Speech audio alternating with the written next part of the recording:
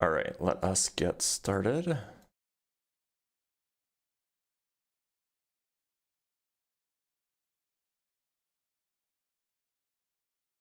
Gotta send out the announcement for the live stream.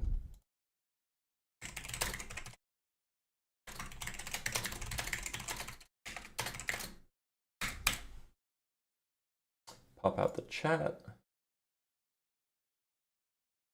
There we go, chat's popped out. We go fix up this.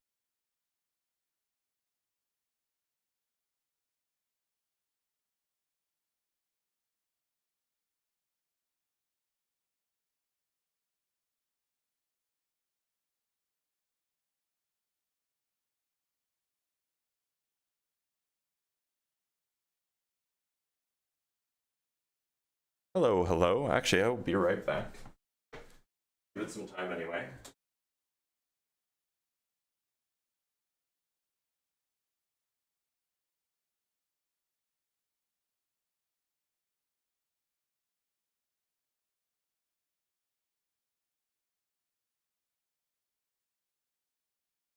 All right, we should be good to go. Hopefully everybody's having a pretty good day. I hope my audio's okay.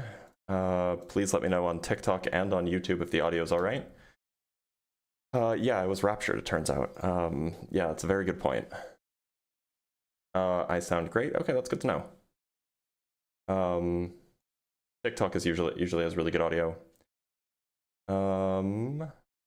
Good. All right, let's talk to our first guest. Anatoly, or Anatolian, how's it going? Going good. Yourself? I'm doing all right. Do you believe in a god? Yes.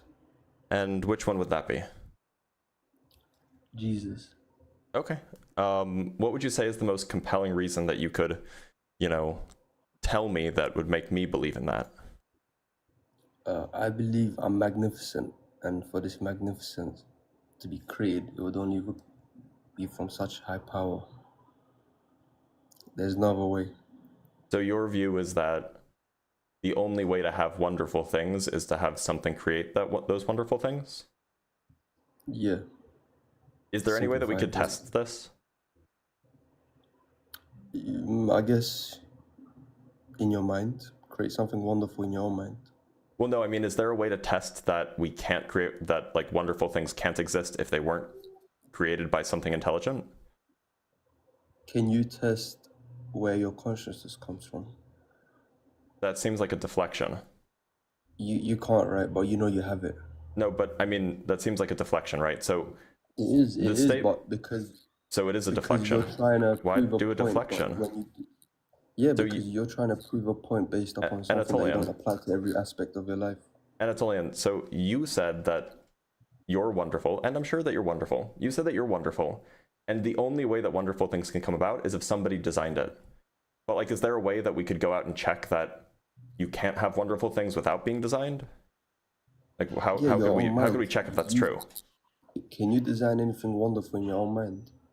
Sure, but that wasn't my question. My question is, can we check that you can't have wonderful things if they aren't designed? Do you mean like a scientific experiment or some sort of... I just mean, is there anything that we can go out either, or is there any way that we can verify either internally in our own mind or something that we can observe out there in the universe that would show that would show that the only things that are wonderful are also the things that are designed?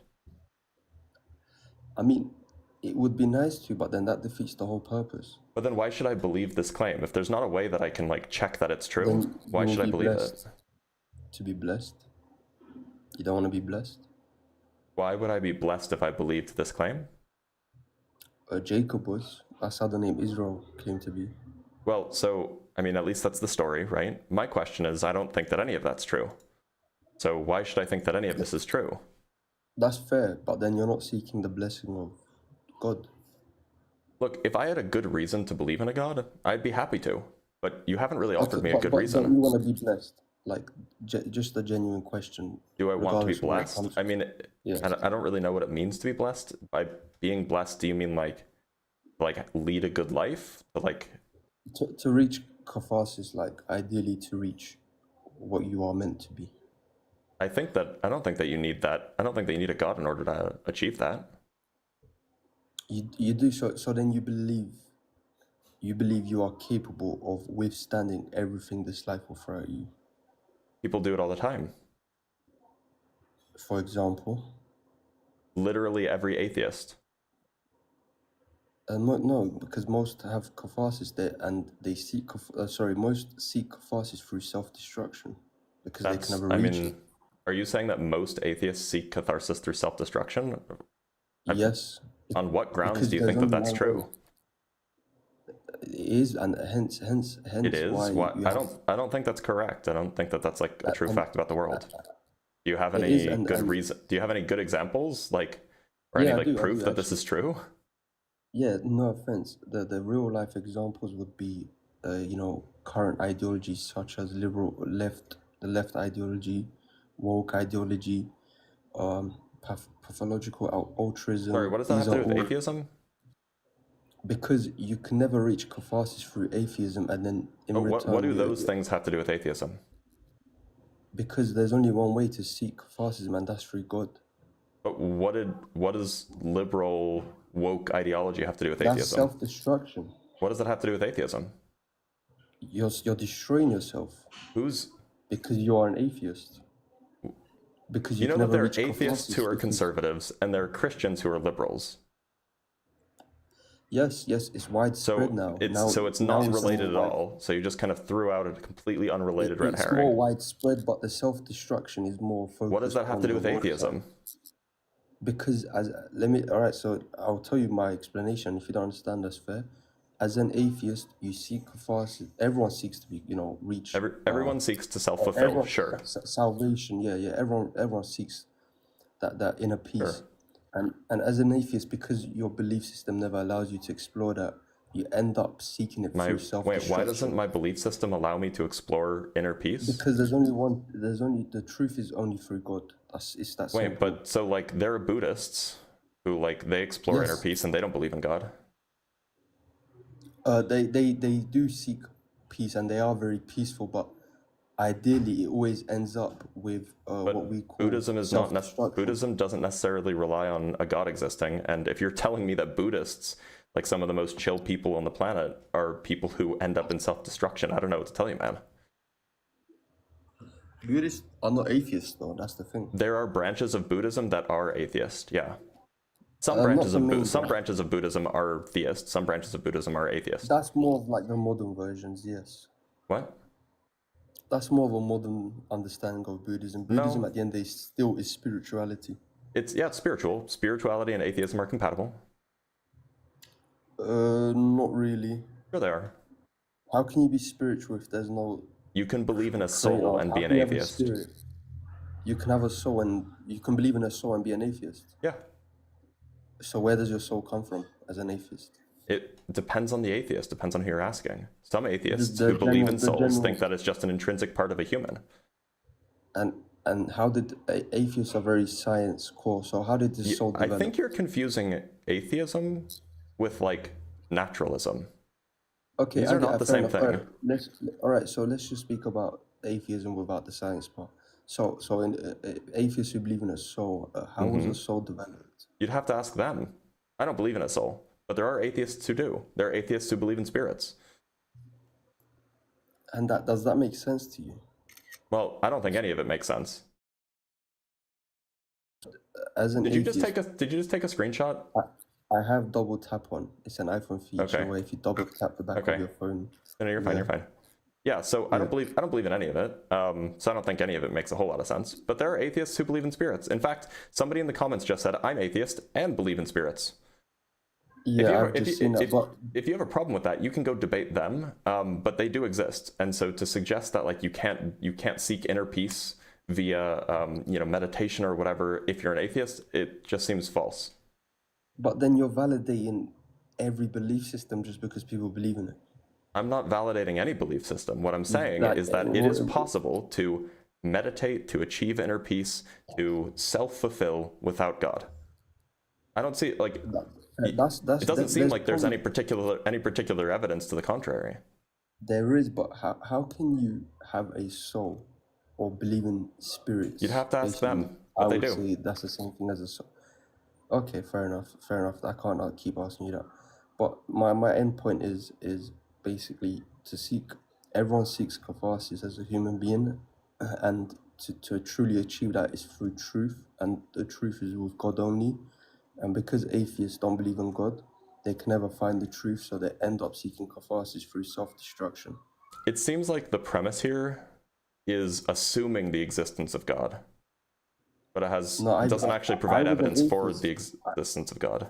I was an atheist from the age of 12, so I mean, that's great. I'm sure you were, but the point is you said that the But now only I way to believe in achieve God. catharsis. You said that the only way to achieve catharsis is by seeking the truth, and the truth is through God.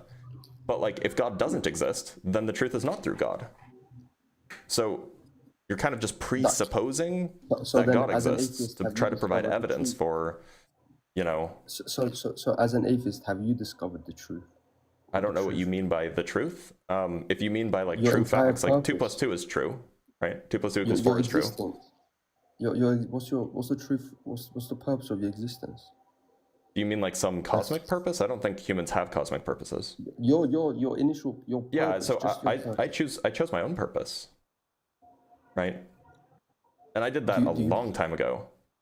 So you, just to keep it simple, if you believe you evolved, you believe you evolved. We all evolved to just seek our own purposes, and that's Well, it. I don't know if that's an evolved trait, but it is a thing that we do. Yeah, we do seek our own purposes. Fair enough. Okay, I can't say no. You can't seek your own purpose. Anyways, yeah, thank you for having me up. That's just my explanation of why I believe in God. Thank Okay. you. Thanks for being here. Have a good day. Take care. Take care. By the way, if you guys are just joining us, we did just start fairly recently. We'll expect people to trickle in, but make sure to like the live, whether you're on TikTok or on YouTube. Make sure to like the live. It helps get more people in here, helps us have better conversations, help us spread the word, if you will. Also, there's a link to a Discord server in the description of the YouTube video that you're watching this on. There's also a link to the Discord server in the link tree in my bio on TikTok if you're watching on TikTok. So make sure to follow along. If you're 18 plus, join the Discord server. And yeah, let's move on to the very next guest.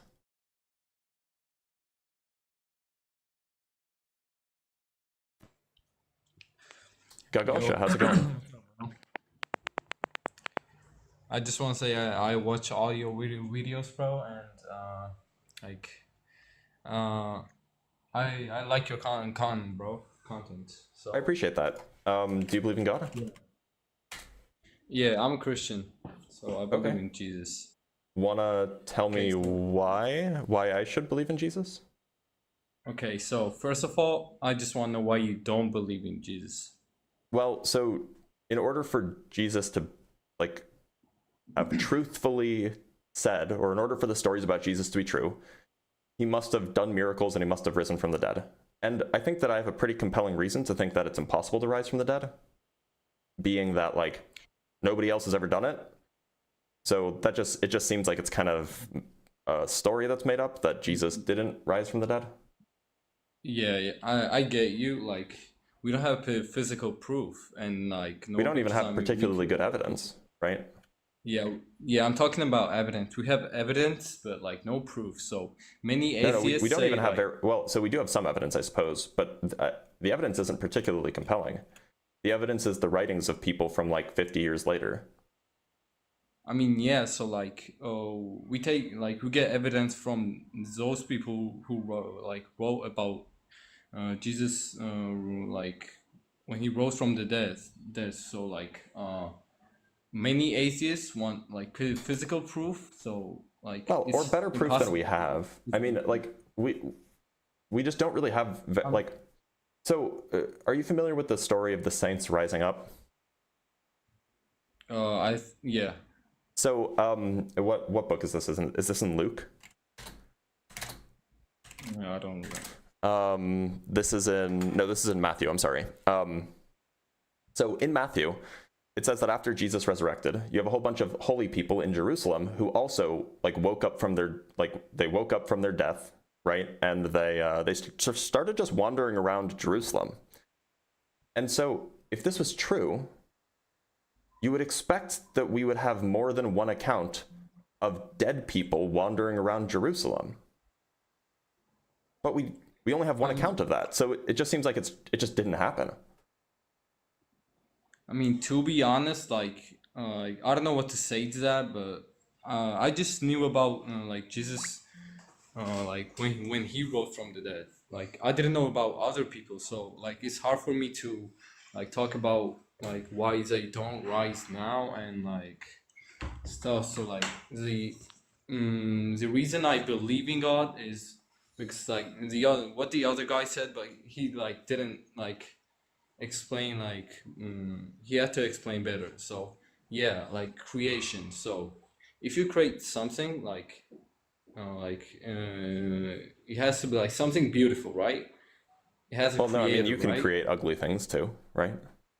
Yeah, you can. So like A lot of people do. naturally, yeah, it's just like really hard for me to believe like by Big Bang there like there came intelligent people which have consciousness and like we can talk, we can walk, and we can do all of these things, and we can build them, we can create with our own mind and dream and all of this just by a Big Bang, bro. Like it's just really hard to believe like in that for me. Well, So why? I I mean, mean, which part is like which step in the process is unbelievable? You have a Big Bang. The universe is really, really hot for a long time. It's filled with, dense gas, dense plasma, and then some slight disturbances, like slightly random disturbances. You have gravitational collapse at those disturbances, and so you form your first stars. Is that hard to believe that stars could form from a Big Bang? no. Okay, I well, can't believe around that, stars but form planets. That's how the way that stars form. They inevitably have planets around them, and those planets will have a whole bunch of different compositions. Some will be mostly gas, some will be mostly solid, and so you'll end up with a whole bunch of different stars with a whole bunch of different planets around them. Is that so far-fetched? yeah, no, like first of all, like even if like Big Bang did happen, like gravitation, like our solar system, it's like built perfectly, so the planets don't collide, the sun Well, hold on. like They did collide. They used to. They've just stabilized, right? I mean, yeah, they stabilize, so it's like And pretty, that's what we pretty expect. stabilized right That's now. what happens when gravity forms called a circumstellar disk. You have a whole bunch of collisions and a whole bunch of like crashes and violence in the very, very early years, and then eventually everything is moving because of those collisions. Everything is moving in the same direction, so things don't collide anymore. Yeah, I mean, yeah, but like I can believe kind of the like the Big Bang did happen and like some stars were created, but it's hard for me to believe that like minds were created by a Big Bang. So like So, I'm I mean, talking to you, you're so talking you to me, and agree like that like it's super plausible for like planets to form around stars, stable planets even. So now all you need in order to get life going is you just need a single event where chemistry got lucky and you end up with a cell that replicates. That's not so far-fetched, especially if you have billions to trillions of planets. yes, but like So now you have life. minds. And Okay, so life and then why evolution like takes over, right? yeah, but like we don't see like other people or other humans or like species on another planet. So Well, we haven't looked like very on hard. other planets. So we haven't even found aliens. So that's what I'm saying. Like Yeah, and we haven't looked very Earth. hard. We've looked on like 2 other places, right? We've looked on the moon and we've looked on Mars, and that's it.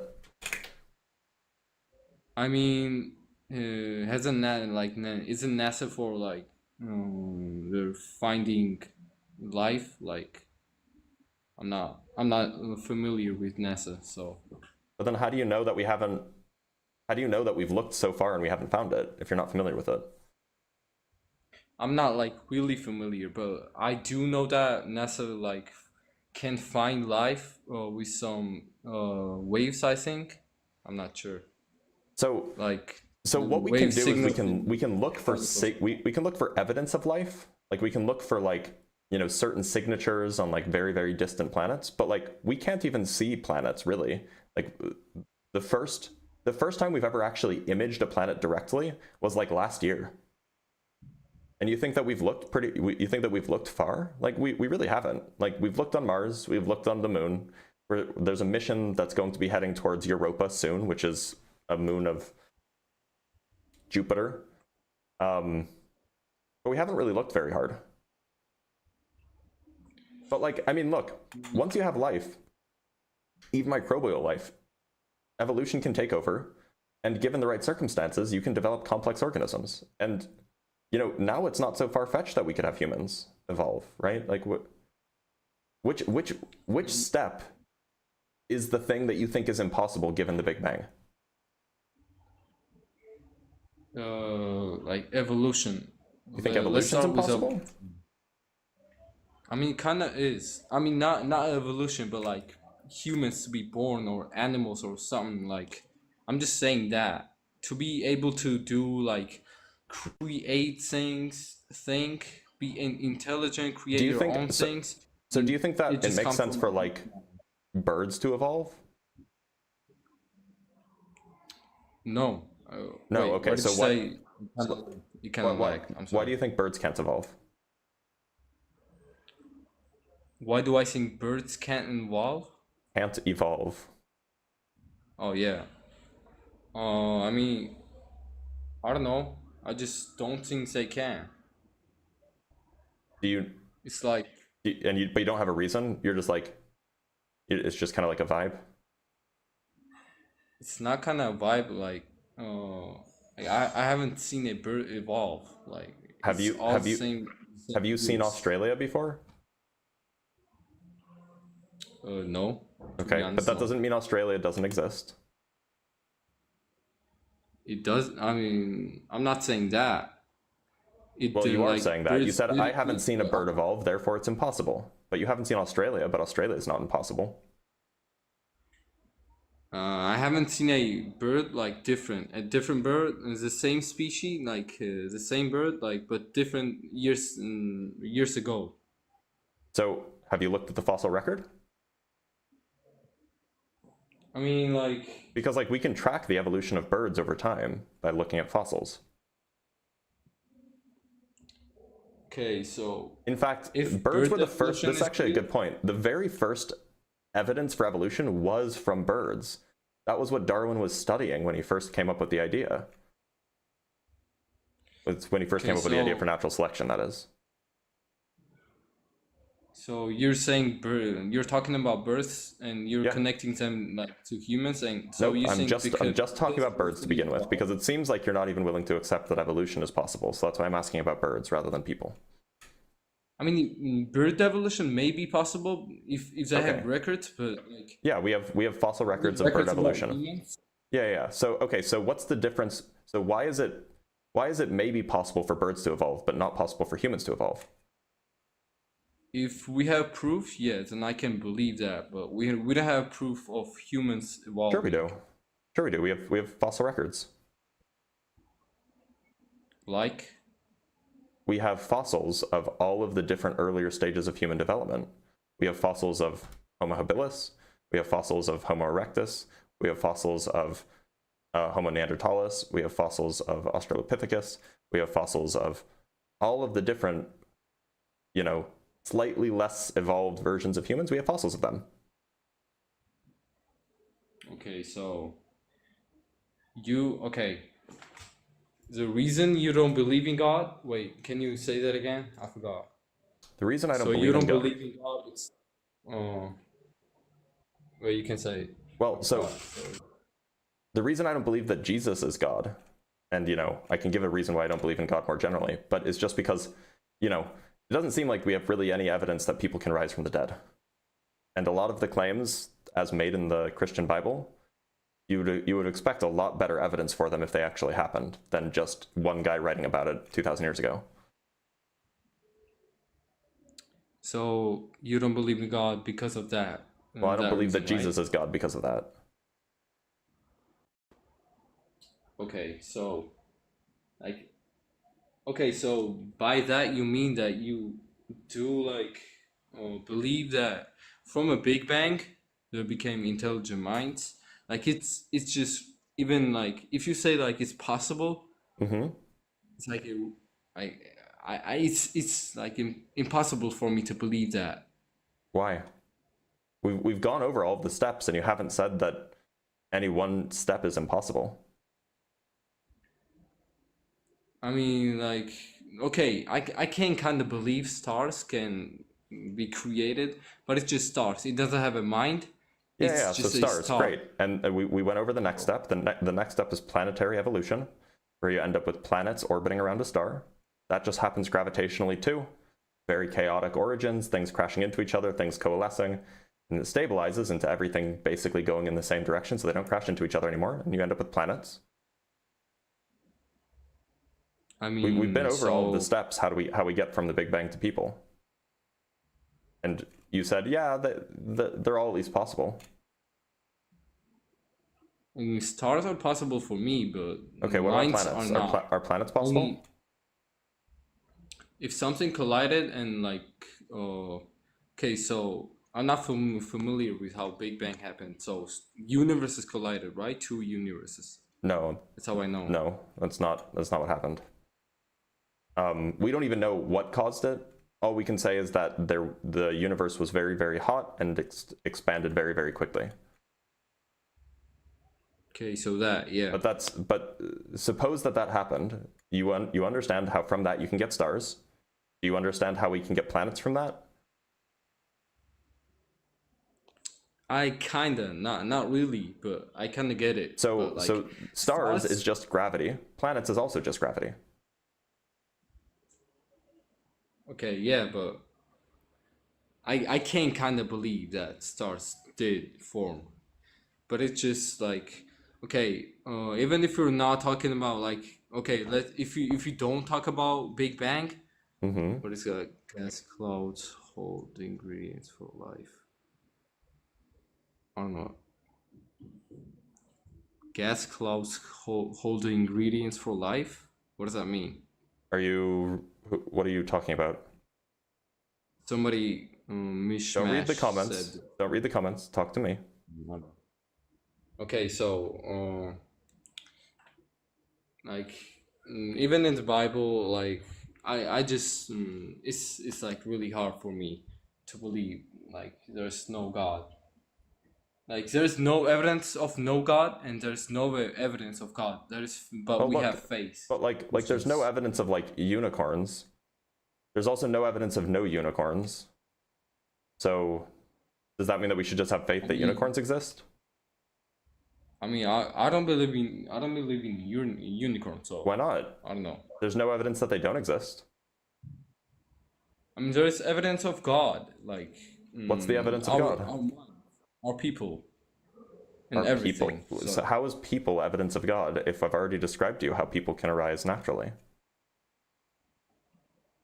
so you describe like that's how you think. So like you don't have proof of Except I do. I have how- proof of all of the bits that I talked about. We have proof of evolution. We have proof of planetary formation. We have proof of stellar formation. We have proof of all of this. Or rather, we have very Okay. compelling evidence. I shouldn't say proof. So is there evidence like do you have proof of consciousness and how dreams work? Do I You have have proof proof? of that, right? That's a question. mean- It's not a claim. So questions don't have proof Yeah, or sorry. evidence. Claims Yeah, have evidence. my English is not my first language, so No, I understand. You're say- fine. So what do you want me to provide evidence for? like how consciousness works and how you can dream. I mean, can you'd have you- to ask a neurologist for that. I'm fairly confident that neurologists have some understanding of how consciousness works and how it's tied to the brain. Similarly with dreaming, and in fact, one of the ways we know consciousness is tied to the brain is because when you damage somebody's brain, their consciousness changes, their conscious experience changes. And we have proof of that. This has happened.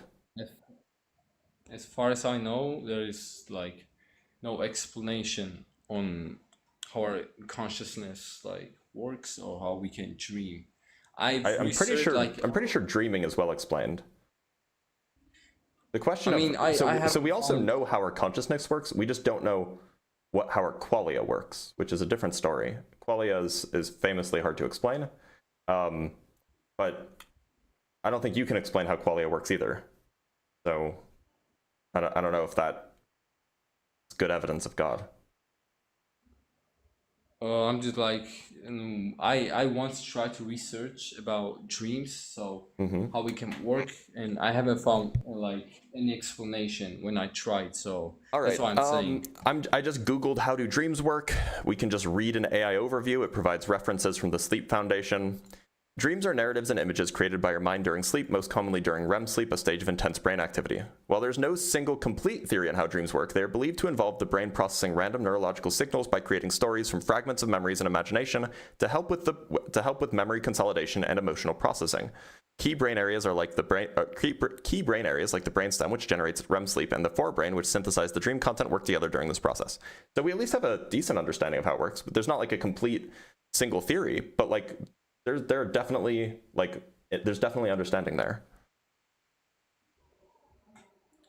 Okay, so it's not full, and Yeah, but I don't think God existing provides a full explanation for how dreams work either. like when there is no explanation, like the only explanation is like an intelligent mind should have made it, right? That's my explanation. Wait, hold on. That's just not true, right? It's not true that if we don't have an explanation, therefore a God must have done it. Because if you lived 3,000 years ago in ancient Greece, you would have said, well, we don't know what the explanation is for lightning, so it must have been a man sitting on top of a mountain who threw a lightning bolt. Like Zeus. But you don't think that that's true. That's not a good argument. Yeah, but if you don't have explanation, then well, what is the explanation? We don't know. That's what it means to not have an explanation. Yeah, that's why I put faith in God. We don't know. So because you don't know something, therefore you assume you know. No, I'm not saying that. If even scientists can't find out why works. So suppose that God exists. How does God explain dreams? I never said God explained dreams. I don't know how. So then you still don't have an explanation. Sorry. Okay. How does God explain how dreams work? Yeah, I said God doesn't explain. So then you still don't have an explanation. So believing in God doesn't get you to an explanation for how dreams work. I mean, like, I'm just saying, if something, I'm not saying like about something, like if I don't know something, that means God should have made it. Like that's exactly what you said. Not really, because I'm saying scientists have tried to find out how it works, and they still haven't like gone fully, like they don't fully know how it works. I mean, we know more than we did 50 years ago. That's definitely true. So okay, suppose that the scientists haven't figured it out yet. How does that mean God exists? If scientists, intelligent minds can find out, there must be a more intelligent person making it. So how does that follow? We cannot understand it. How does that follow? If you can, like, scientists can find out anything, right? Maybe. There might be some things that we'll never figure out because, maybe our brains just aren't smart enough to figure out certain things. That's what I'm saying. So, but that doesn't. How does that mean that a God exists?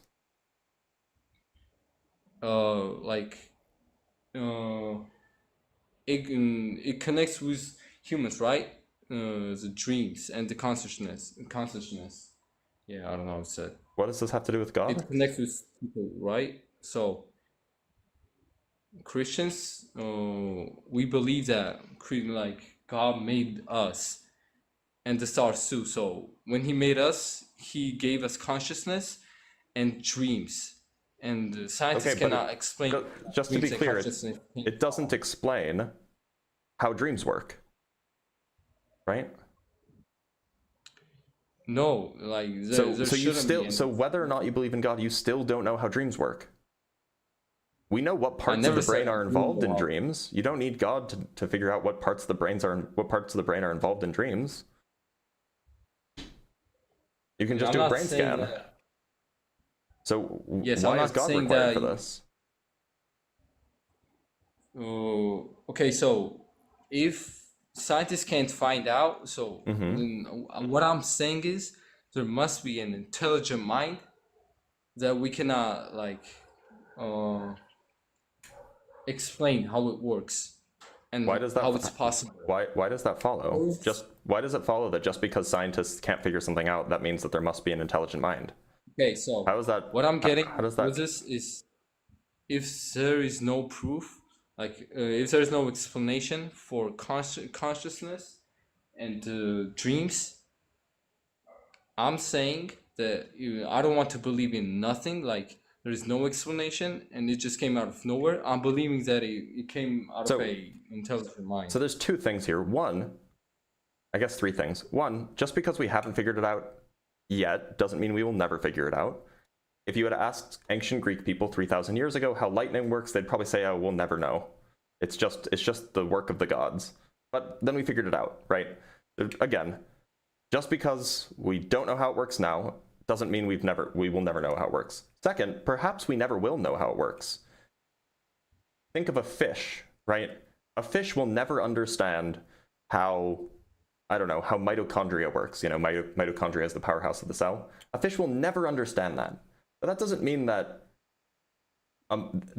that that's because some more intelligent being created the mitochondria. It's just because fish are stupid. It might be that humans are just kind of stupid. Maybe we are. Maybe there are some things that we're just not smart enough to ever understand, regardless of how much thought you put into it. And third, suppose that we are very smart, but suppose that there's just no reason why this happened. There's just no explanation. How does that therefore mean that there's a God? I said that if I'm not saying that for like about like yeah, if lightning we couldn't explain lightning back then, and we can now. So like right now. So why do you think that we will never be able to explain consciousness? If we will ever be if they can explain consciousness, yeah, then I am gonna become an atheist. But if they cannot, I'm still gonna be religious. Gogosho, 3,000 years ago, if you lived in ancient Greece, would you have believed in Zeus? Because you didn't know how lightning worked? Would that have been reasonable to do? I mean, you said yourself that if they didn't know how lightning worked, they believed in a god. And said, yeah. So would you have believed in Zeus if you didn't know how lightning worked? Probably, if I didn't have like. Is that reasonable? If they tried to explain and they couldn't because it was too hard to explain, then yeah, I would believe in Zeus. And would that give you a good reason to think that the belief is correct? I mean, for me, if people cannot find out how it works, and we're in 2025, so these scientists are pretty like intelligent. They're smart. No. So I'm asking you about if you lived 3,000 years ago, right? Would your belief have been correct? If they try, if some like they weren't scientists, but if somebody tried to natural explain, philosophers, yeah, people tried to explain it. Yep. Yeah, if they tried to explain and they couldn't, like in that time, like, I'm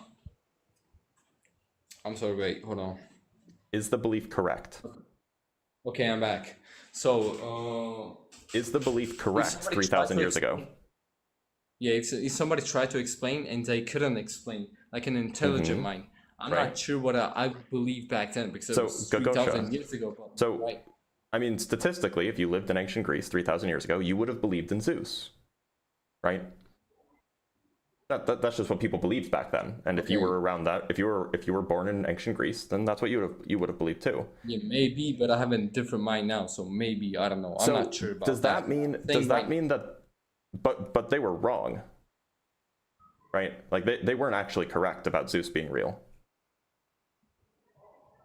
Yeah.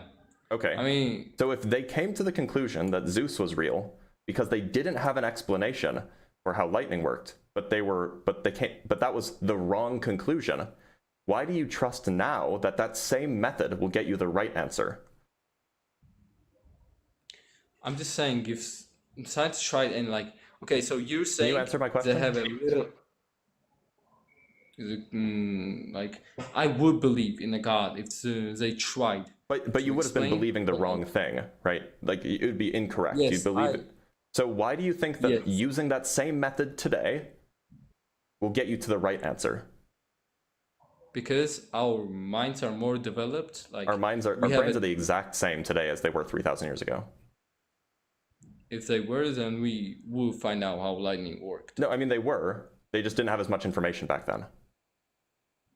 Yeah, I'm saying that, like, we have more information. Our brains are Right. more But developed. that doesn't mean we have all of the information. Our brains are not more developed. Our brains are the same. You can look at the skulls of ancient Greek people, and you'll see that their brains are the exact same as modern Greek people. I'm not referring to the physical brain. I'm just saying mind. Okay, so I'm just saying, like, we're Their more minds were the smart same now. too. I mean, like we have better education systems now, but that doesn't mean that we know everything. Yeah, but I'm saying we are more intelligent now than we were back then. Isn't that right? That doesn't mean that we know everything, right? So there are still things that we could not know that we'll figure out in the future. Everything. I'm So just saying. Do you think that there will be things that we know now or that we don't know now that we will know in the future? Maybe, but Maybe. some things cannot happen, like teleportation. It's impossible. Like telekinesis. Wait, shit like that. for example, do you think cannot happen. that we'll like understand how, I don't know, how cancer develops in the future? I will like understand Maybe, it I'm better. not sure. So okay, It's so a to be clear, maybe. do you think that there is anything that we Probably. don't understand now that we will know in the future? I mean, we can find out something, but some things we can't. So Okay, that's that what wasn't I'm my saying. question. My question is there anything that we don't currently understand that we will understand in the future? Okay, give me an example of something we don't understand now. I don't know, the cure for lung cancer.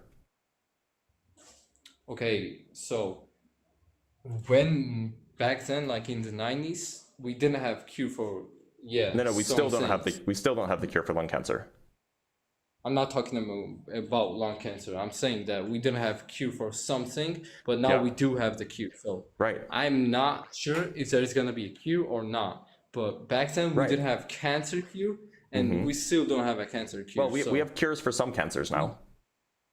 Not all of them, but we do have Yes. cures for some cancers, yeah.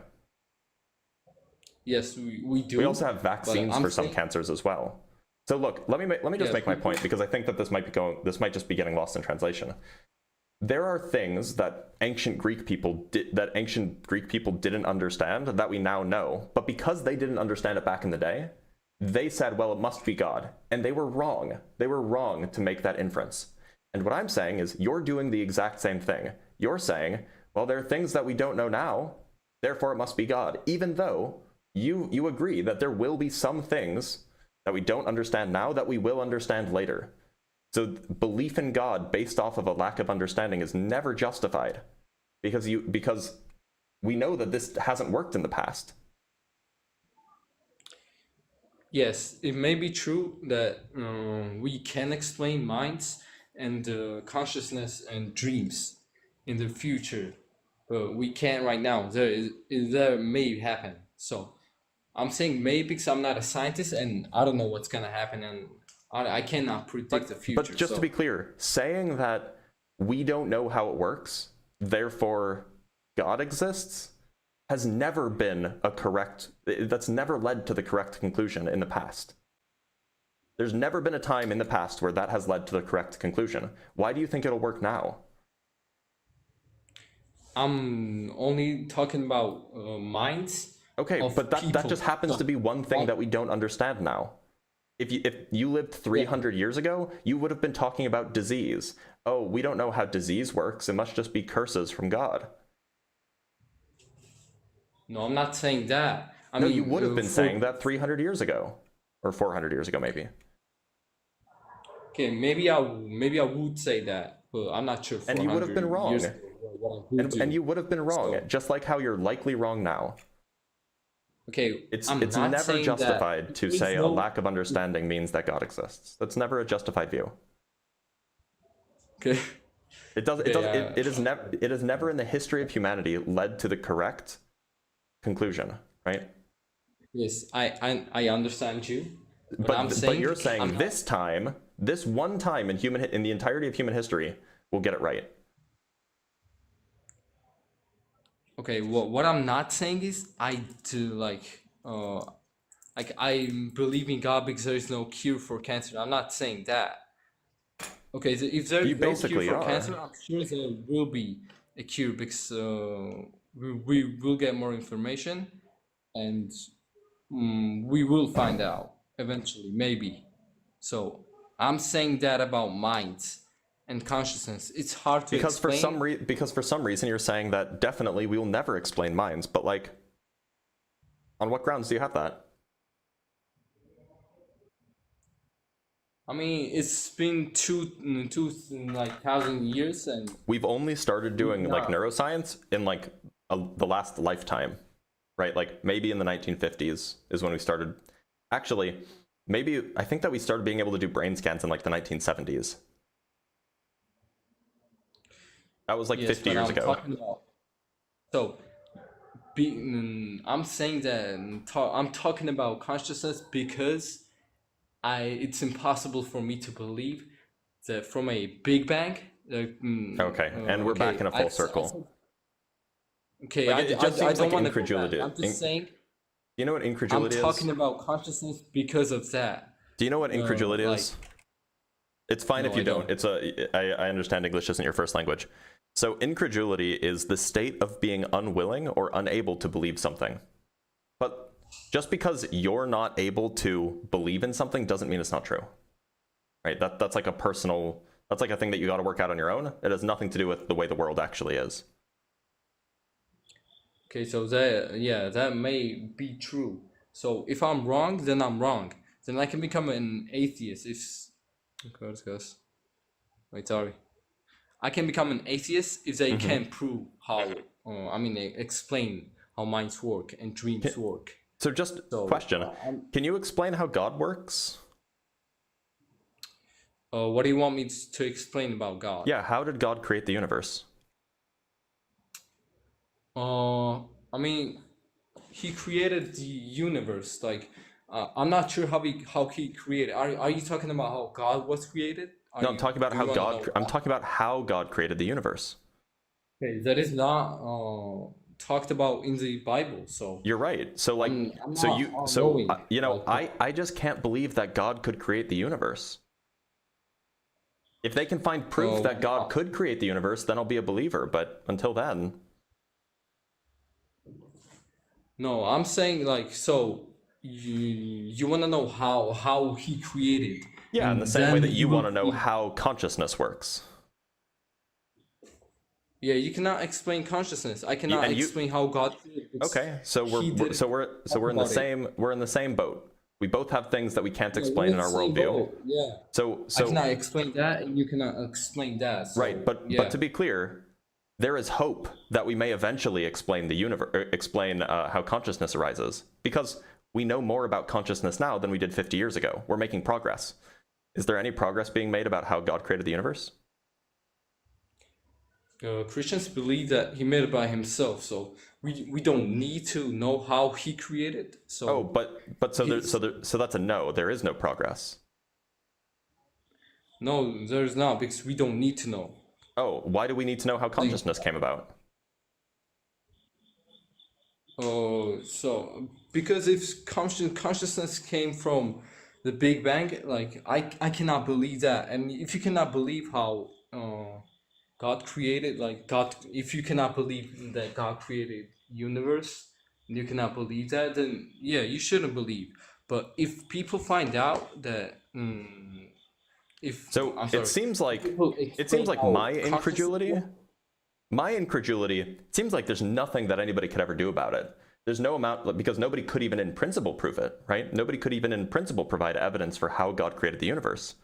Because this is not a claim based off of evidence. This is not a claim based off of measurements or data or anything like that. This is just something that was written in a book. On the other hand, your incredulity that, you can't believe that consciousness can arise from matter, well, that, people are working on that. We have science, and we can use science to better understand how that works. So it seems like, between the two of us, I'm more justified in thinking God doesn't exist than you are in thinking that naturalism can't explain consciousness. Okay, what I'm saying, and I'll say it again, if mind is explained and how we can think and how we can be conscious, if that is explained, then yeah, I will become an atheist if we want to. I can. But if there is no proof, like how, so you don't believe in God because there is no proof of like the universe being created by him. He's not talking about it in the Bible, right? So yeah, there is not gonna be any progress of that, because if if Bible didn't mention it, then yeah, we cannot find that out. But That's unfortunate. If by the minds are way, to be clear, the reason why I brought that up to begin with is because being incredulous that, oh, I don't understand how this works, therefore it can't be real, is just not a good way to form beliefs. But that seems like that is the way that you're forming your belief here, that like you don't understand how this could work, you don't understand how it could be possible that this might happen, and therefore you can't believe that it can happen at all. I think that that's probably not the best way to form beliefs, and I would suggest an alternative. But Gagosha, I'm gonna let you go because you've been on for a while and there are a bunch of people in the guest box, but thanks for being here, I do appreciate it. Let us bring on a guest from YouTube. Actually, there might be somebody I want to talk to in the guest box on TikTok. There's somebody who is saying a whole bunch of stuff. I think his name is George or something. Okay, I don't see him though. All right, let's bring on a guest from YouTube. Ronald, can you hear me?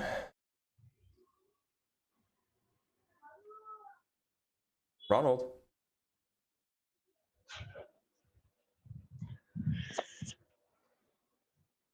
Ronald?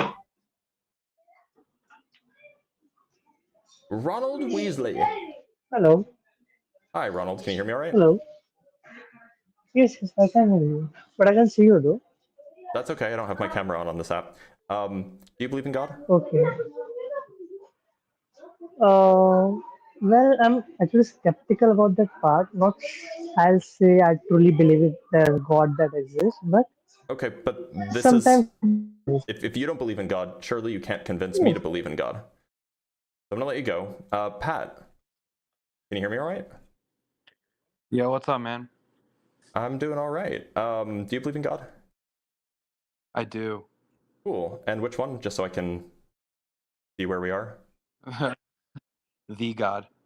Like, are you Christian? Are you Muslim? Are you Jewish? Are you Theist? I am. I'm Christian. Okay. I was raised Catholic. Okay. And so what would you say is like Not the a very most... good one, though. That's okay. What would you say is the most compelling reason that you could give me that would make me want to believe that? Yeah, it's tough. I just kind of came by on your live, and I just wanted to join in. But I think that firstly, I was listening. Kind of, the guy was trying to say that he was going on about the universe and how God created the universe, and you wanted evidence as to how God created the universe, because obviously there's nowhere in the Bible where it states that how he created, why he created, yada yada, right? And I think that the most compelling evidence as to why God exists or how God exists is not how the universe was created, or maybe even the reason. It's just because the universe exists. Is that we're here right now, you know? How do you come to that conclusion that that's evidence for God's existence? Because life is beautiful, man.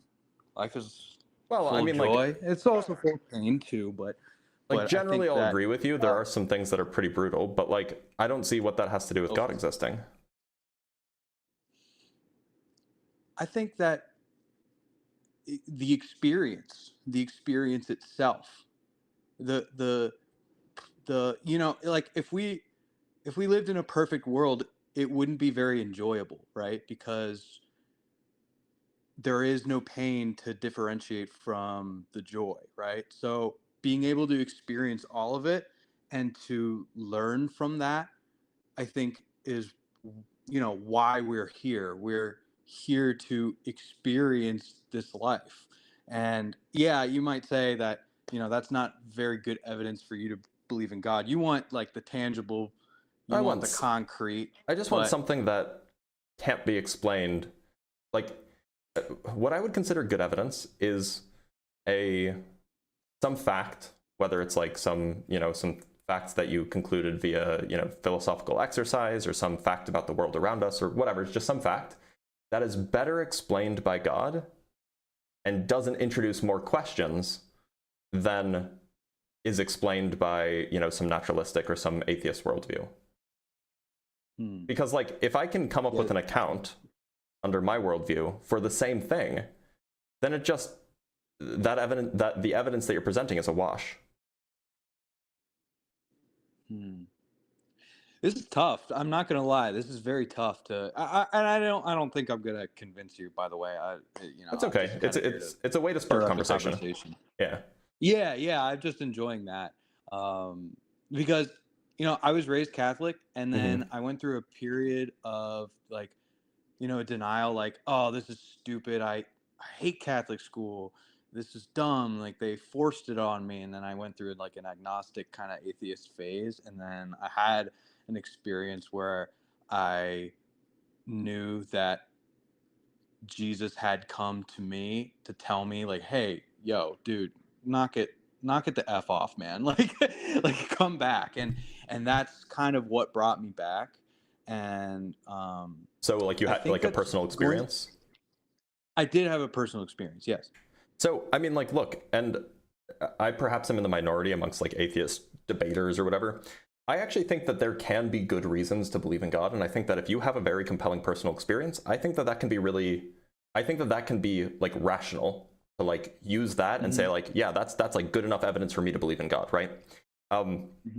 Like, maybe there are ways that you can explain that personal experience, but like when you have an experience yourself, all of the rationalization that you could do to like explain it away, that's all seems insignificant compared to like the experience that you had. So I can totally understand why that might be compelling to you. But if I haven't had an experience like that, your experiences won't really convince me. For sure. Yeah, I agree with you. I think you need to have your own first to really to have that epiphany. Have you had like can I ask you questions? Yeah, sure. Too? Like how do you believe in like any sort of spiritual anything? You're completely science. Like, I don't believe in ghosts. I don't believe in demons. No, I don't believe in those things. You don't believe in anything. No. Have you had any sort of psychedelic experience, like from a substance? You have such a thing is like, if I can make sure that it's done in a safe and legal setting, like I'm definitely open to it. Yeah. But no, I haven't. It just hasn't come up. Okay. So you're like analytical brain. You are. Yeah, you could say facts that. First. You are. Yeah, for sure. I respect that. I respect that because I kind of saw myself as that when I came out of high school, and I was like, no, this doesn't make any sense, right? But for me, it was like just a moment. It was a moment of pure love that came into my life, and I knew it's like I didn't even have to think like, what is this? Like, I just knew. So yeah, that's me personally what happened. But I think for you, I think it will happen at some point, and you can either deny it or accept it. And that's okay. I think everybody's spiritual journey is personal. That's why I don't judge anyone who differs from me. Like, I don't judge any Muslims or Jewish people or Hindus or Buddhists or whatever you are. Like, I don't judge. and I worry about myself more than other people's sins and wrongdoings, right? I don't think well, that's good. that's important. I think what's important is your own personal journey, and bringing those around you up in that journey as well. And I hope that one day that you experience something that changes your mind, man, because it's a hollow existence trying, and like when you deny it, you search it out, you want to find something, like you are right now. You're trying to be convinced right now, and Mm-hmm. you're denying everything. And Oh, where'd he go? My hands were here. Oh, you're back. Welcome. I think you're... Oh, I can't hear you anymore. I'm going to turn off your video. Just so I then... Like, maybe it'll save your connection. Can you hear me?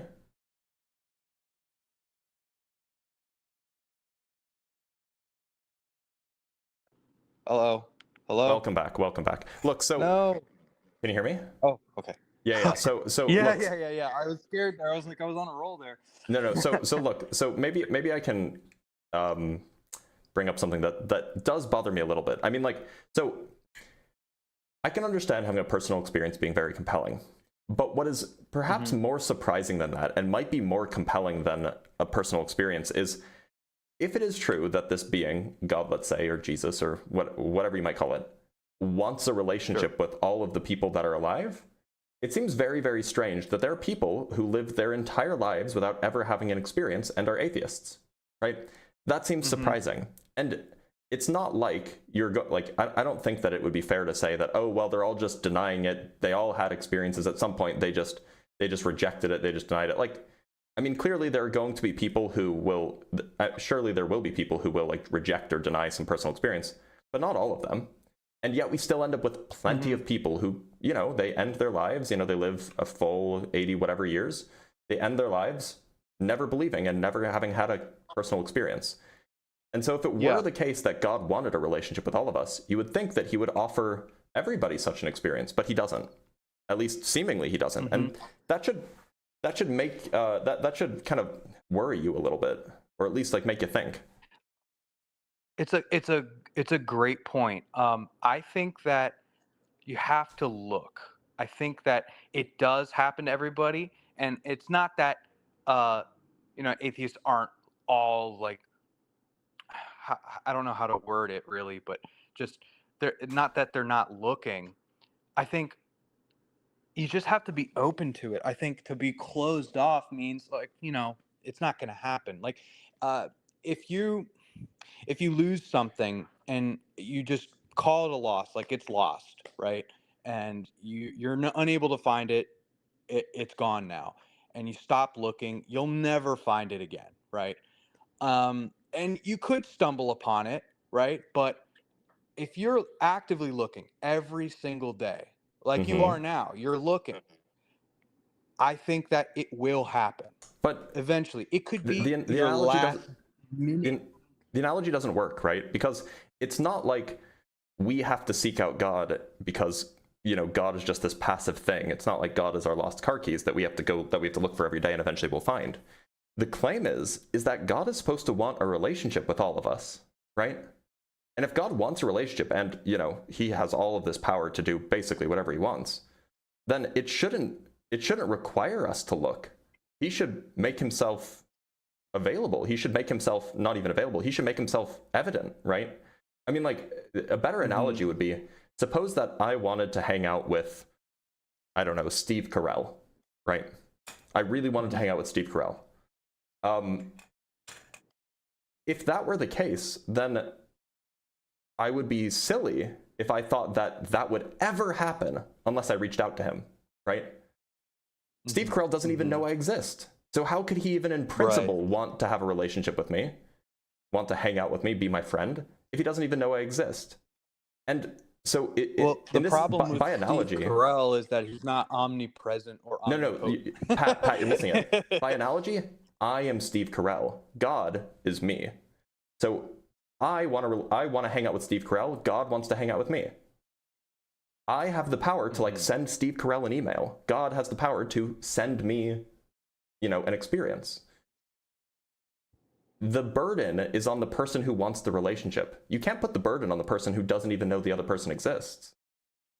I can't expect Steve Carell to reach out to me if he doesn't even know I exist. But if I want a relationship with Steve Carell, I need to reach out, right? I need to send him an email. I need to talk with his PR people. I need to, you know, follow him around with a camera and be a creep, right? Similarly, if God wants a relationship with me, we would expect that he would do everything in his power to try to make it clear to me that he exists, to give me some sort of experience, to show me some sort of sign. It shouldn't be on me to look for something that I don't even know if it exists. Yeah, and that's definitely a mystery. And God does work in mysterious ways, right? And it is kind of odd that, you know, it's not like he's just going to show up in the sky one day as this big bearded man and be like, I am God. I mean, he could, if he like, wanted people to, if he wanted a relationship, then he could do that, and that would work. And right? the rapture, you know, is going to happen, right? And he will one day, right? But, you know, that's the thing. Like, I think that the experience is more important. I think you are meant to send me an experience then, right? He could send me he could send me the kind of experience that you had. Or maybe he would send me an even more powerful vision or an even more powerful experience, because maybe he knows that I'm a little bit tougher to reach. That would be like me sending a handwritten letter rather than just an email, because, you know, a handwritten letter somebody is more likely to read than like an email that might just end up in spam. So, you know, but God would know what it would take to, you know, make me notice that he's there, right? And then once I know he's there, then maybe the burden is on me to actually develop the relationship. Because relationships are two-sided. But if I don't even know he's there, how can you expect me to try to look for a relationship? It's a good question, man. It's a good question. I'm not really ready for it, but, you know. It's something to think about, at least. I'm here, and yeah. It's definitely something to think about. I think, I guess I want to ask you another question. Like, what did you study in school? Did you study theology at all? Or I have a PhD in physics. PhD in physics. Okay. Yeah, that's why you're running laps around me, man. To be honest, but it's all good and fun, man. I'm not like butthurt or anything. I would hope this not. is definitely a good exercise. I'm just here for the talk. Like, I'm not an expert on religion any more than you are. So, you know. Sure. Yeah, definitely. I'm no priest. I'm definitely no saint either. You know, and I think that. You know, one day Steve Carell might notice you, man. I think he will. In order for me to make that happen, I have to do something, right? I have to I can't just sit here and expect him to notice me. Yeah, no, and I agree with you. And I denied God and Jesus and the whole spiritual life. I did, and until it happened, and it was like a call. It was like I got the call, you know, and it's not rational, right? It was completely otherworldly, right? I believe it. It's like a feeling, right? Look, I'm sure you had this experience. I totally believe you. Yeah. I don't know what caused that experience. Hearing about other people's religious experiences is a lot like when somebody tells you about their dream. I just don't care. I'm sure it was wonderful for you, but it means nothing to me. So what do you think about dreams then? Because I always found dreams to have some sort of message in them. And even if it was just something I was thinking about before going to bed, it's still kind of I think about it afterwards, and I gain something from it. Maybe 4 times out of 10. And what do you think about dreams? As far as I'm concerned, dreams are the brain processing random neurological firings. Okay. They're people study them a lot to try to understand what they're doing, but we do know that REM sleep, which is when dreams happen, are necessary to remove plaques from your brain. So they're at least doing something. They at least serve some sort of purpose, seemingly. And for a while, I consumed marijuana, and I did not have REM sleep, right? And I did not That's a bummer. have dreams for a long time. Yeah, and so I was losing on sleep and probably like groggy all the time. But two, like I was kind of missing out on this whole spiritual experience you get to have every day. And whether you believe that or not, it's Hmm. I truly think that dreams do mean something, whether if they're ridiculous or not. Like I think that and I've talked to there's this friend that I had who's a therapist, and she's definitely like, she doesn't believe in God, is not Christian and all that, but she's a little bit Sure. spiritual, and she kind of like went through my dream one time, and she was like, "Oh well, I'll shorten it up because I don't want to take up too much of your time." But the dream essentially meant to her that I was losing out on, like, I'm a man, but there's also a feminine side to every man, Sure. and I was losing out on a feminine aspect, right? And it was basically, the dream was I was in a mental hospital, and I was visiting an ex-girlfriend of mine, and she had shaved off of all of her hair, and basically she like kind of decoded it for me, that that was my brain telling me that I was missing out on this on a feminine side of me that feels ashamed to come out. And basically I started painting, and it Hmm. fixed like a lot of my So issues. Like I had anger issues, and it helped me a lot. And I think that there's something to them, like that look, is so Pat, spiritual, so that so it's, Pat, yeah. I so for what it's worth, I did just tell you that I don't care about hearing about other people's dreams. That's But okay. Yeah, that's very fair. I'm and sorry. look, but I understand that like dream interpretation, like I don't know if there's any good science behind it, but I understand that it can be meaningful for people. I don't know if dreams actually do mean anything. I'm not going to sit here and make the claim that, oh, dreams don't mean anything. You're like, I'm not going to make that claim. But like, I don't Sure. think that there's much of a connection between that and and God, really. Like, I mean, brains Okay. do funky things when you're asleep, right? But Pat, there are Right. like what, 15 people waiting. Is there anything else they Sure. want to talk Yeah, about, or I don't should want to take are up you too okay much if I of let your you time, go? man. All right. Well, but thanks for being here, Yeah, man. absolutely, man. It was a pleasure talking to you, man, and good luck. Thank you. Likewise. Take care. All right, let's bring on a guest from TikTok. Oh, I should read super chats before I do that.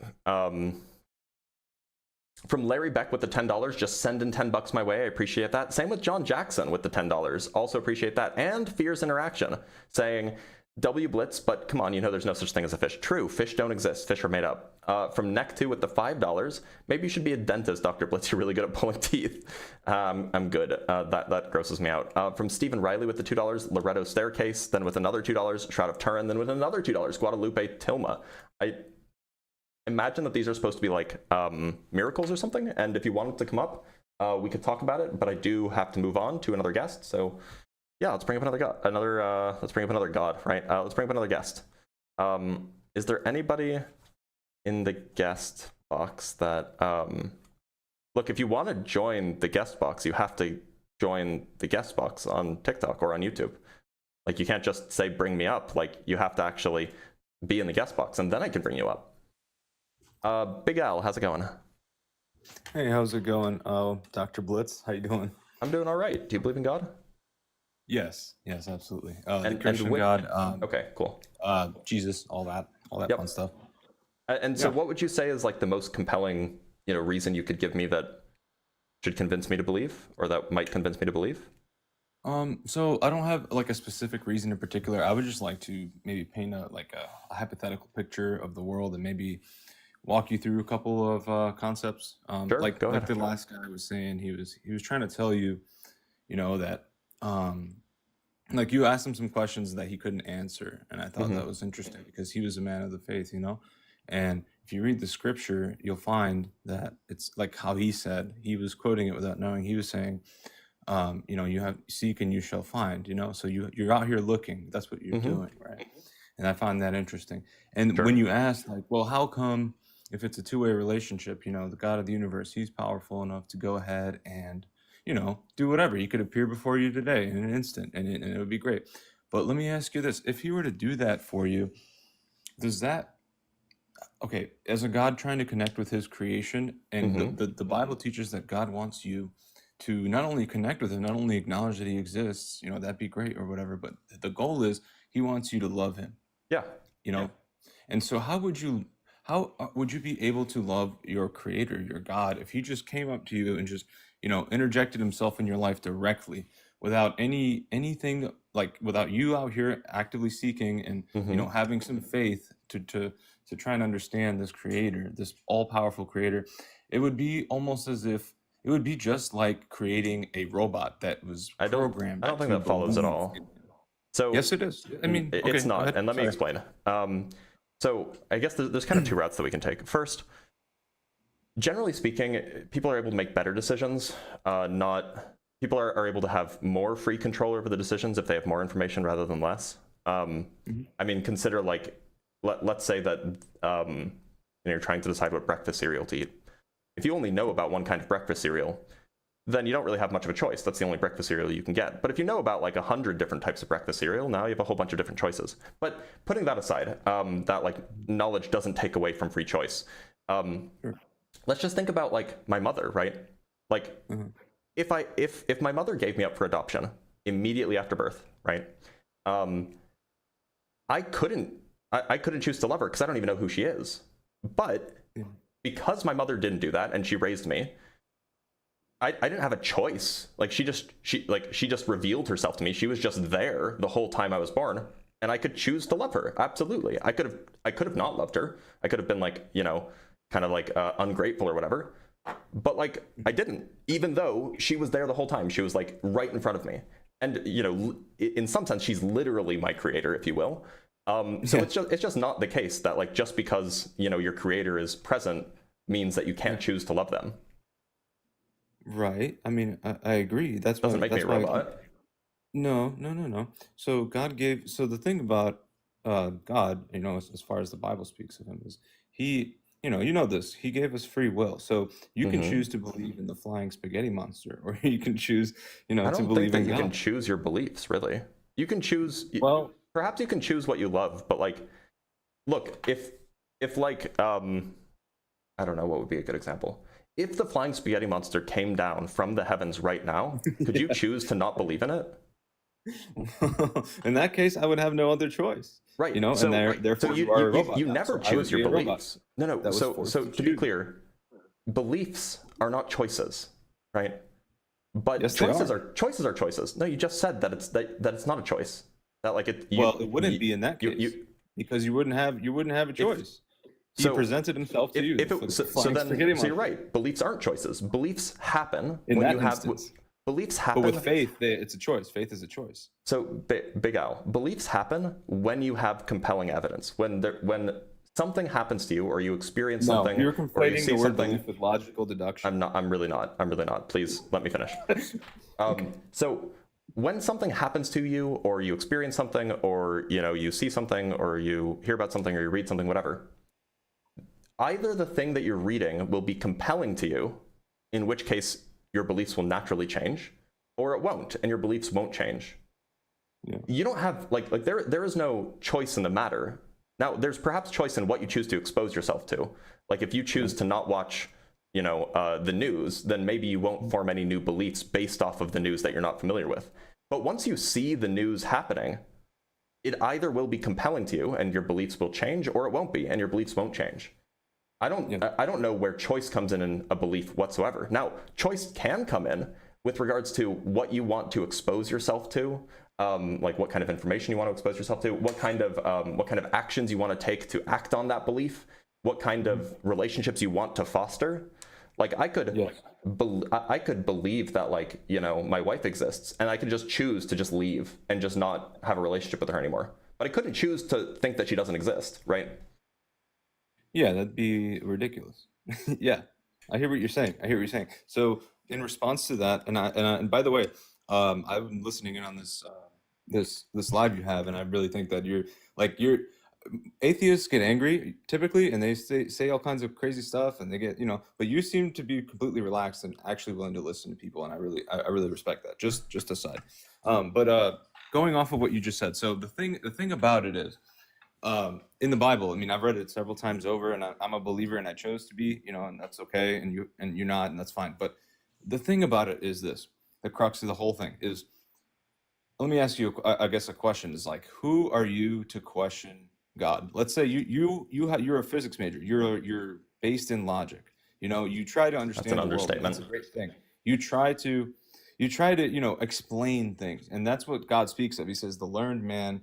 It's easier for the rich and the learned people, the Pharisees, like in the New Testament, to go through the eye of a needle than it is to go to the kingdom of God. And the reason for that is Jesus says, you must be like a child. You just have to blindly accept. There is no logic. So when people, in the chat I'm reading, they're like, oh my gosh, he just called his own argument illogical. Yes, absolutely. There is no logic to it. It's simply faith, and that's the way that God wants it. So who are you to question God, right?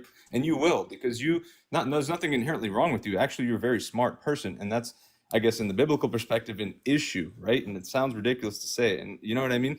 So like when Jesus spoke, he said, there is no logic to it all. He came down here to die for our sins, not out of logic or reason or logical deduction, but simply because he loved us that much.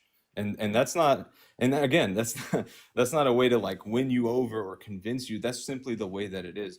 And you're coming at this from an angle of, well, if somebody can logically explain to me with valid proven evidence and all these things, no one will ever be able to do that for you. I'm sorry, it's just never going to happen. Look, so there's a few things there. So first, presumably God loves all of us, and God wants a relationship with all of us. Now God will know if God exists. Actually, sorry, before I get into that, you said, who am I to question God? Look, if God doesn't exist, then it's perfectly reasonable for me to question something that doesn't exist, right? Absolutely. That's the question. The question is whether or not God exists. And so, if you say, who are you to question God, that doesn't mean anything to me. I don't think that this thing exists. Well, anyway, that's just what the Bible says. But setting that aside, we're assuming that he exists. You know what I mean?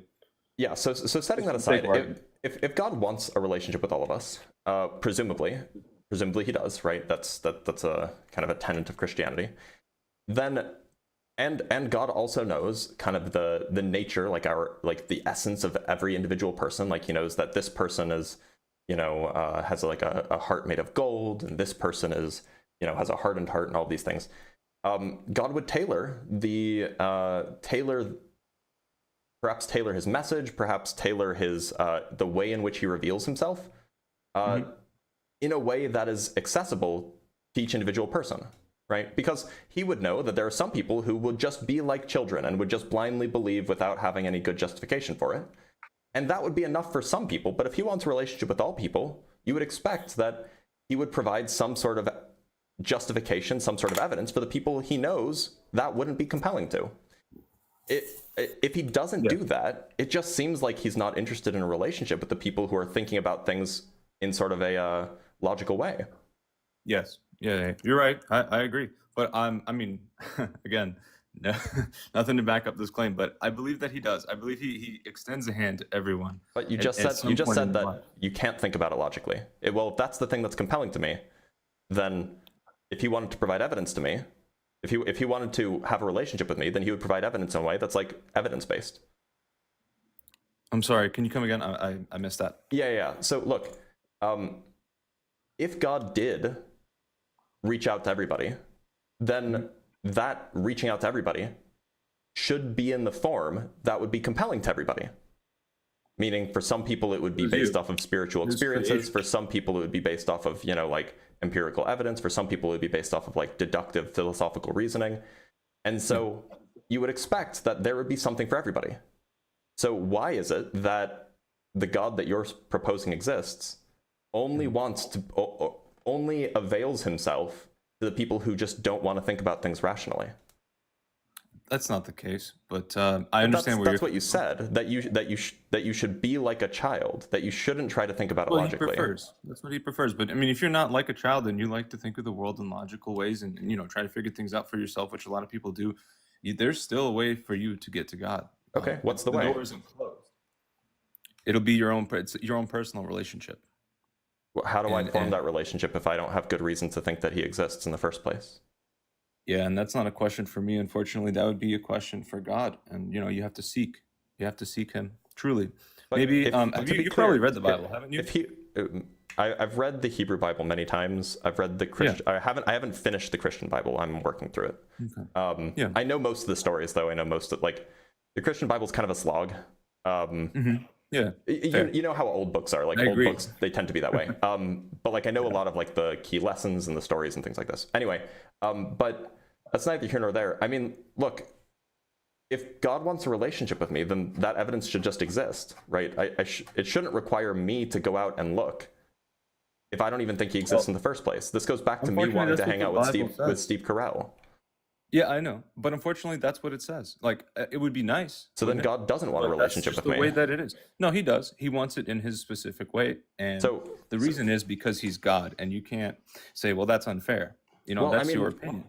Just think about it, right? Like, if I said I wanted a relationship with Steve Carell, and then I took no actions to try to make contact with Steve Carell, do I actually want a relationship with Steve Carell? No. Similarly, if God wants a relationship with me, and he took no actions in any way that he knew would be compelling to me to show himself to me, could you genuinely say that he actually wants a relationship with me? Does God, the creator of the universe, need to lower himself down to your level and explain everything to you? Or is he God of the universe? If he wants a relationship, if he wants a relationship with me and he knows what would enable that relationship to exist and he doesn't do it, then yeah, it's evidence that he doesn't want a relationship with me. Evidence in your human mind and understanding, but to God, none of that matters. He paved the way. He showed you the book. You either believe it or you don't. That's your choice. I mean, that's like, the word. So do you know what I mean by evidence? What's that? Do you know what I mean by evidence? Yes, tangible proof, right? No, that's not what I mean. No, when I say evidence, what I mean is some fact about the world or some state of affairs or some feature of reality that is expected to be the case, given that some explanation or some hypothesis is true. So if it's true, the hypothesis here is, if it's true that God wants a relationship with me, and God has the power to do so, and so on and so forth, then one would expect that God would send a message in a way that would be compelling to me. The fact that God has not done that... Can I pause? I'm sorry. Let me just finish. The fact that he has not done that is evidence that he does not, that the hypothesis is false, that he does not want a relationship with me. I understand. But what I can, I guess, respond to with what you just said, and I like the way you worded that. It's very important that you hear this. He did do that. And his name is Jesus Christ, and he came down. But I never met him. He sacrificed himself. Right, but you're not supposed to. You don't need to. So the thing is, and he how came did down. he reach out to me? I never even saw the guy. I never met the guy. I'm about to tell you. Go ahead. You know who he is. Do you know of him? Yep. Yeah. There it is. You either choose to believe in him or you don't. Right, but your choice. He also knew that like the book, for example, would not be compelling to me. Right? In this instance, yes. He knew. He knows everything. That's another. Yeah, that's a whole other conversation. So if he knows that wouldn't be compelling to me, then that's like that. He may as well have not done anything at all.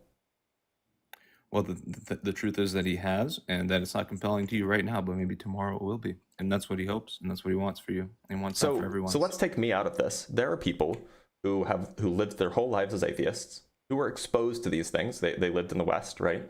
They knew about Christianity. They knew about these things. They lived their whole lives as atheists, and then they died as atheists.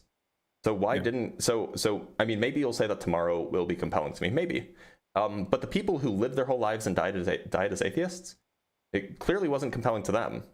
So do you have an explanation for, or how can you square the circle that God wanted a relationship with them, but didn't offer anything compelling enough to them that they could even acknowledge that he exists? Well, I'm here to tell you that he has, and it's called the Bible, and apparently not. It didn't work. It's not compelling enough to them because they denied Christ. Oh, so you're saying that they actually knew that God exists. They just chose not to believe in it. No, they don't know. It's faith. You have to trust in it. So then it wasn't compelling. Then God didn't offer the compelling evidence to them. Well, if it was compelling, then they would have believed that God existed, right? That's what compelling means. So are you arguing for a message compelling enough that everyone will believe? If he wanted a relationship with everybody, then he would offer a sign that is compelling to each individual person, so that they would at least believe that God exists. Now, that doesn't mean that everybody would. That doesn't mean that that doesn't mean that every person would form a relationship or want to be in a relationship with that God. That depends on the person once they know that God exists.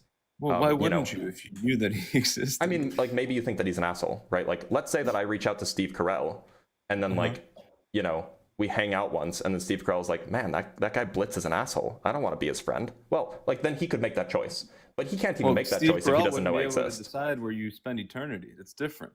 I don't think you're understanding the analogy. The point is once you know somebody exists, then you can evaluate their character. You can evaluate what kind of relationship you want to have with them. And so maybe it's the case that everybody would know that he exists, believe that he exists, but not everybody would be a Christian. Some people would say that Christianity is, you know, immoral or whatever, and so they would say, yeah, I'm still not going to worship this. Fine. Yeah. But at least you would expect that if God wanted a relationship, he would take the first step as step necessary for every individual person, and he hasn't.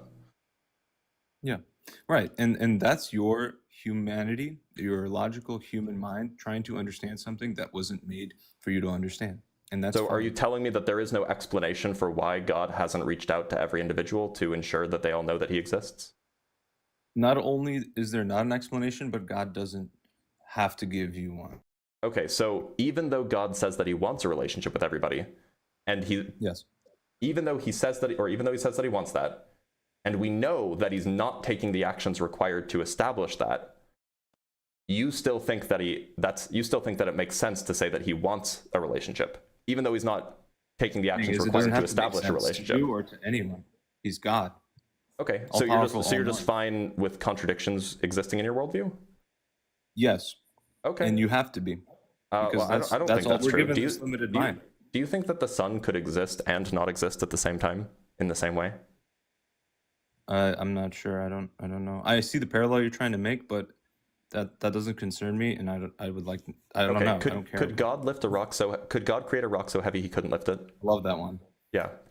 Yes and no. I mean, it doesn't matter because it's a yes or no question, not a yes and no question. Understanding by making an impossible, argument. I wouldn't ask that question. If I say no, I'm wrong. I wouldn't ask that question. I wouldn't ask that question if you didn't say that God isn't logical. But you said that God isn't logical, which means that question can have an answer, even if that means that there's a true contradiction. So, I mean, if God doesn't have to be logical, then it seems like you're on the hook to answer that question, yes or no. Do you see how you're still firmly entrenched in your logical reasoning? Yes, I think that logic is useful. Logic is a good way to understand reality. And if you disagree about the story of Jesus, his life, I agree. What he did, what he taught. I 100% agree. There's nothing logical about the story of Jesus. I just tend to believe things if they're logically. I tend to not believe things if they're logically inconsistent. And I guess you're fine believing things that are logically inconsistent. Yes, only in respect to faith. Yes. So I would say that is definitionally irrational, and I like to be a rational person. Okay. So if you're telling me that in order to believe in God, I have to be irrational. Yes, you do. It's called faith. That is like not going to be compelling to like any normal person. That's a crazy statement. It's a crazy statement to like any human alive. Oh, Christianity would disagree with you. Everyone follows him. That's not true. Yeah. No. Like the vast majority of Christians will be like, yeah, of course God is logical.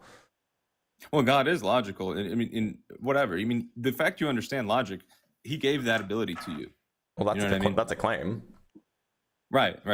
No, unsubstantiated claim, exactly. And that's the whole point of what I'm saying is you just have to accept a lot of things that you may or may not agree with. Do you think that faith is just the way that it is? Do you think so? How would you define faith?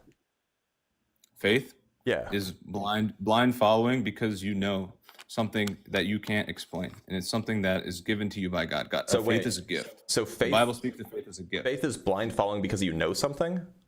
Because you know that it's true, but you can't prove it. So what can you? And just to be clear, how do you know it's true? Because I feel it. It's. Oh, where'd he go? My own personal. Welcome back. Experience. Sorry. Someone's trying to call me a million times, and I'm hanging up because I'm talking to you. You're fine. It's annoying. So you're saying that faith is blind belief, but then you also say that you know it, and right. How do you know it's something that you can't explain if you blindly believe it? Well, it's a feeling. It's like you experience something that you can't explain, like the guy before me was saying.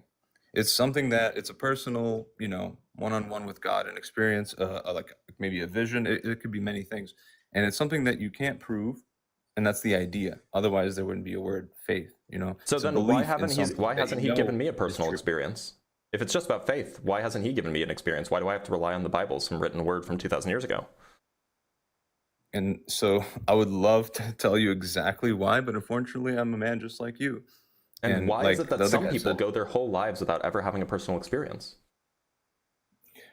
Well, again, same answer. It's there. It says in the Bible that God is just, and He will judge you, justly, absolute justice. So, for example, there's some, like you said, that case where there's probably people, in some country in Europe or Africa or wherever that haven't even heard of Christ and what He did for us and everything, and God will judge them accordingly.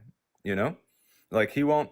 It's not like He will. I'm talking about deny people who lived and died in America, who have heard of Jesus, who have heard of Christianity, but they were atheists their whole lives and they never had personal experiences. Why didn't God give them a personal experience like He gave you one? Well, there could be millions of reasons. One of them could be that they firmly entrenched themselves in their, logical and But doesn't human God belief. want a relationship with them nonetheless? Absolutely, but there's So then He there's would things give them a that personal separate us from experience. Him. There's pride. There's many things that people feel that Look, that I'm sure override. you've heard ability stories to of like hear these and see. hard atheists who then have a revelation and then they turn to Jesus. Why couldn't He do that for everybody? Because the person that He could do it for wasn't willing to have that happen for him or her. The people That's just you've heard these stories, right, of people who were like Yes. the most firm atheists. They hated the idea of God. They thought that it was all nonsense mumbo jumbo, and then they have a compelling personal experience, and then they come to Jesus. Those are the people you're talking about, and God gives them personal experiences nonetheless. So why is it that He doesn't give those to everybody? Well, first of all, no one deserves any experience. Second of all, those people that you speak of were seeking Him out in at least some way. No, they weren't. Well, they were the hardest atheists, right? Right. Were is the key word. And there's Yeah, and something then they that got happened. and then they got a Now personal we're talking experience. about, These people hypotheticals here, exist. No, these people exist. These are not hypothetical people. You can go look up people who will say, "Yeah, I was the hardest atheist. I hated all of this. I thought that Christianity was evil. I thought that it was all silly nonsense." And then they had a personal experience. I can go find because you 100 somewhere in their examples heart of this. they wanted it to be true. So now we're mind reading. They wanted it to be true, and they How do you know? found it. And I don't. Just the same then way why do that you you say don't know it? why they didn't get an experience. For the Well, people so who wait a speak minute. of Why do you say it if you don't know? Because that's called faith. So you have faith that like these hardcore atheists, they actually secretly did want to believe in Jesus? Well, that's just my human understanding and my explanation that you asked for, in this moment. I mean, right? it just doesn't make sense, right? You have like Well, normal really, people. It doesn't have to make sense, brother. Okay. I mean, like, look, if the best you can offer me is, yeah, like this Christianity thing, it doesn't make any sense. But you should believe in it anyway. Like that's super uncompelling. Well, I can't tell you what you should or shouldn't do. I'm just saying it exists, and I know personally that it does, and I hope that you find it one day, man, because you're smart and you have an open mind. I can see it, and you will if you keep doing this. And I hope that you one day get to, have a relationship with Christ, Jesus. That's all. And if He exists, I expect that He will reveal Himself somehow. But I'm gonna let you go. Thanks for being here, Big Al. Yeah, thank you. Bye-bye. All right, let's read some super chats and bring up the next guest. So we have from the one corrupted with $5. Can I convince you of my God as a thoth? Fair point. The sleeping one, right? From Martin Dila with the $5. Our Lady of Zaytun, 1968 to 1971. An estimated 1 million eyewitnesses and broadcast to 40 million people. Worth a Google. Love your live streams. Well, thank you. From the one corrupted one, Lao Tzu said, end your learning and your suffering. Well, I don't want to do that. From Red Fox with the $5, if you believe in reason and logic, then you believe in God. Imagine someone so arrogant as to assume they know God's essence. Okay. You're welcome to join up, Red Fox, if you want. And from Martin Dilo with the $2, I would have loved to watch you debate Wes Huff. If he wants to come on at some point or set something up, we can set something up. But he'd probably just ignore any email I sent him anyway. And then from Grimlock with the $5, if my salvation is conditional, so shall be my worship. That's a fair point. All right, let's bring up another guest, this time from YouTube. I kind of alternate between the two. Moan, how's it going?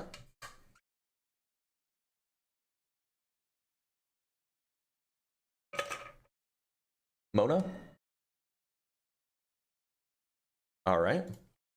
Talk to Pizza. Pizza, how's it going? Your mic is currently muted, by the way. You should unmute it.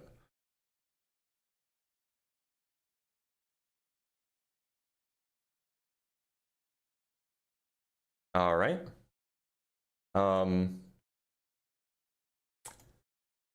Talk to Intellectual Royalty. Intellectual Royalty, how's it going?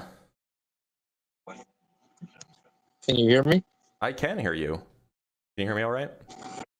Oh yeah, perfect. Glad to hear it. Okay, Do you believe yeah. in God? Yes, I believe in God. However, it's kind of weird in my perspective. So I was Christian, went atheist, then I went Buddhist, and I'm a Christian mixed with it. So it's kind of weird. Okay. So my thing is, So go ahead. you say you're a Christian, right?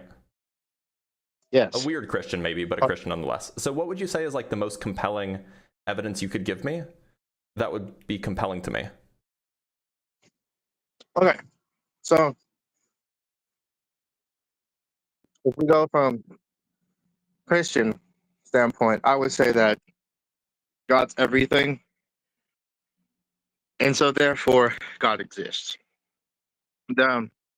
And at first it sounds too simple to be like, Intellectual okay, royalty. this is just... Sorry, there's a really like your connect. It's something about your connection or your mic is really really bad. It's like really crinkly. I guess it sounds like a chip bag is being crinkled. Are you? Can you hear me on better? your phone? Are you on Wi-Fi? Are you on data? I'm on my phone. Hold up, let me do this. Okay. Can you hear me better now? It's still happening. Let me see. It sounds like a chip bag is being... Also, I can hear myself, which means I guess that you have the live stream up somewhere else. Yeah, I'm watching you live. Let me see if I can actually join. If you have TikTok, then you can join from the TikTok app, and I can bring you up that way. It'll be easier. Yeah, let me go. Let me actually try to read that. Intellectual royalty. Can you tell me what your username is on TikTok? It should be what is it? It should be the same thing. Intellectual royalty. Let me go check. Okay. Yeah.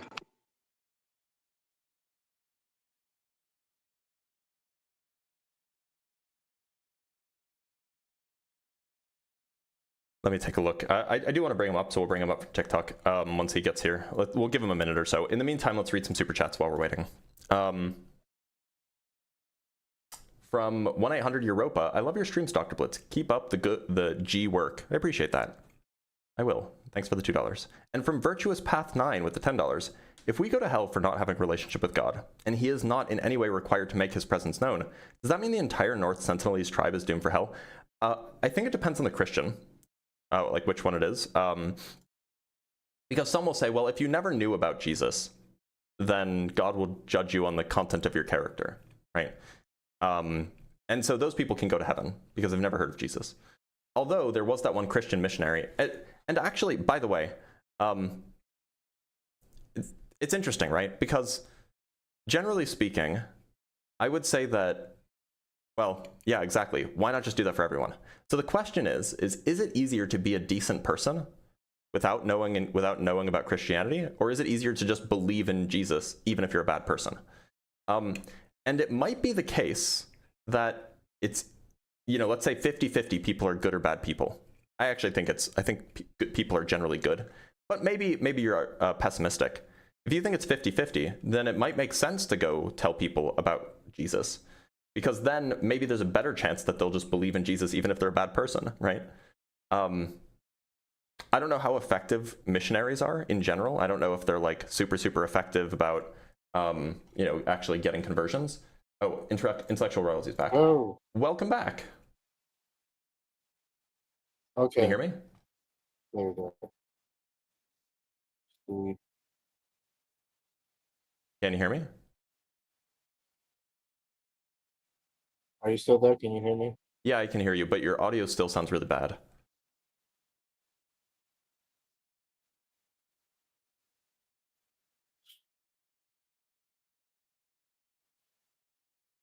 All right, I should probably move on. All Hey, right. can you hear me? Oh, I can. Can you hear me all right?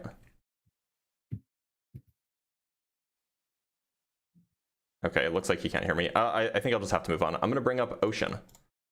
Ocean, I'm supposed to wait 20 seconds. The YouTube live is 20 seconds in delay from the invite cam. Can you please wait 20 seconds for the first time I respond? You could just turn on your mic or turn on the, you could just turn on the audio in the app, and then you can just hear me right away. I bring you up, and then you can hear. But we'll give him a sec. I'm supposed to wait 20 seconds. Ocean. 20 seconds in delay from the. Can you hear me? Hello. Do you believe in God? I mean, before answering that, I mean, I just wanted some clarification on like, what do you mean when you say you're an atheist? Because I do not believe in a being that is responsible for creating and or sustaining the universe. Okay. Now, do you believe in a God in that sense? Yeah, I don't think I need to believe in that either. I mean, okay, then we're in agreement. Austin, how's it going? Oh, TikTok is Tylo Mars. You'll have to go find my TikTok account. It's the same name as it is on YouTube. It's Blitz PhD. Okay, it looks like Austin's not hanging up. Sorry. I need to go find Tylo Mars. Need to find him.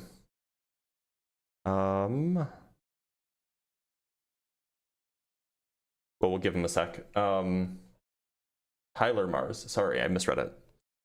We have anyway. In the meantime, we have $10 from Nightman Cometh.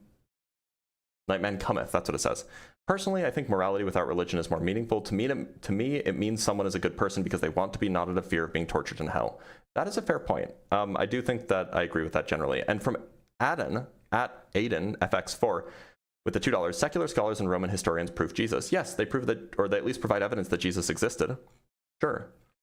All right, let's see if Tyler's here yet. Tyler's not here yet. Okay, we'll give him some time. We'll bring up another guest. John, can you hear me? Hi. Hey, how's it going? Can you hear me? I can. I'm good. How are you? Doing okay. Do you believe in God? Great. I do. Okay, and which one, just so I can get some grounding for where you are? Oh, I'm a Christian. Okay. And I believe in Jesus Christ as well. Sure. So what would you say is like the most compelling, piece of evidence or, proof that would make that God real? That would convince me that God's real? Well, and that can be kind of complicated because I believe that that's deeply personal for everyone. And I believe that in how people pray to God is how they meet some of that evidence, I guess, for their for God's existence, right? So if it's sort of like I'm meeting a challenge and I need some guidance, strength, courage, opportunity, and then something comes along the way, and from keeping the faith and praying to God, it could materialize. And I'm not going to deny that there are some times where it doesn't, because perhaps it's not meant to be, right? So that's kind of pretty generic in itself. But so are you saying like prayer is compelling evidence for the existence of God? No, I think it's a communication line to reach out and establish. But if I don't think it exists, relationship. Why would I reach out to some? How can I establish a relationship with something that I don't think exists? Well, because it's I think it's not necessarily a. Can I ask you? Are you a parent? No. Oh, okay. At least not yet. Well, yeah, okay. Well, it's one thing that definitely has compounded in my belief as being a father myself. But I could kind of liken it as a relationship as, say, which I'm also a pet owner and I have a pet, and it's not to say that humans are pets to God, but when listening to your live, and it got me thinking a lot that every dog that I've owned and loved and have cared and provided for, and even to an extent protected, I would still provide some kind of training to be able to have it come to me, have this loved animal come to me whenever it does need something. And it's even pretty inherent and intrinsic that it would you have to approach train it, me right? because it knows that I am. Well, I mean, but it would know, right? Yeah. So you have to like teach it its name. You have to interact with the dog. It would be very confusing. You do. It would be very confusing because, if like you found like some random dog on the street, some like feral dog that never interacted with humans, and then you expect when you said, "Come here, Lucky," you expected it to come to you. That would be like you'd be wasting your time, right? Well, because like it doesn't even know what you are. Well, right, but when it takes a chance and then it meets some kind of positive consequence, right? That it's going to be likely that the next time it sees you or smells you or knows you're around, that it's going to approach you again and say, "Hey, that was a nice treat you gave me last time," or "Nice rub. Can we do that again?" Or I'm also in need of some shelter, and it can build and grow from there. Right. But yeah, the dog knows you that before it starts coming to you for things, it has to know you exist, right?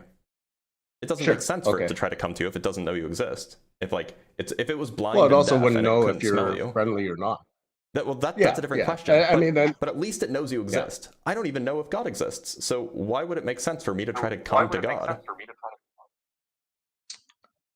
Well, I mean, it's I think that is a good question, and in a way it is perplexing because there are many around us that would attest to the God's existence. And so for one, that can't just be maybe pure coincidence or the way it's happenstance, I guess you can call it. But when I came to what many would be called being saved, is that I approached people that were or have been and have had this relationship with God with questions. So I've spoken with a lot of Christians, and nobody's given me a good reason to think that the God exists. Well, and mostly they just give me their own personal experience. How do we? Well, and can I ask? So I know that you're not a parent, but do you have a meaningful relationship? Are you married? Or are you? Yeah, I'm married, and I have a cat. I used to have 2 cats. Okay, terrific. Okay, so what's the evidence for your love to your significant other? I mean, you could say that it's like the various trips that we go on, the memories that we've established. You could even look at the ring, right? I was a broke college boy and bought her a cheapo ring before we got married, but like that's evidence of something. I mean, like there's all sorts of evidence. You could even just ask her. You could ask me. You could like there's just like an overwhelming.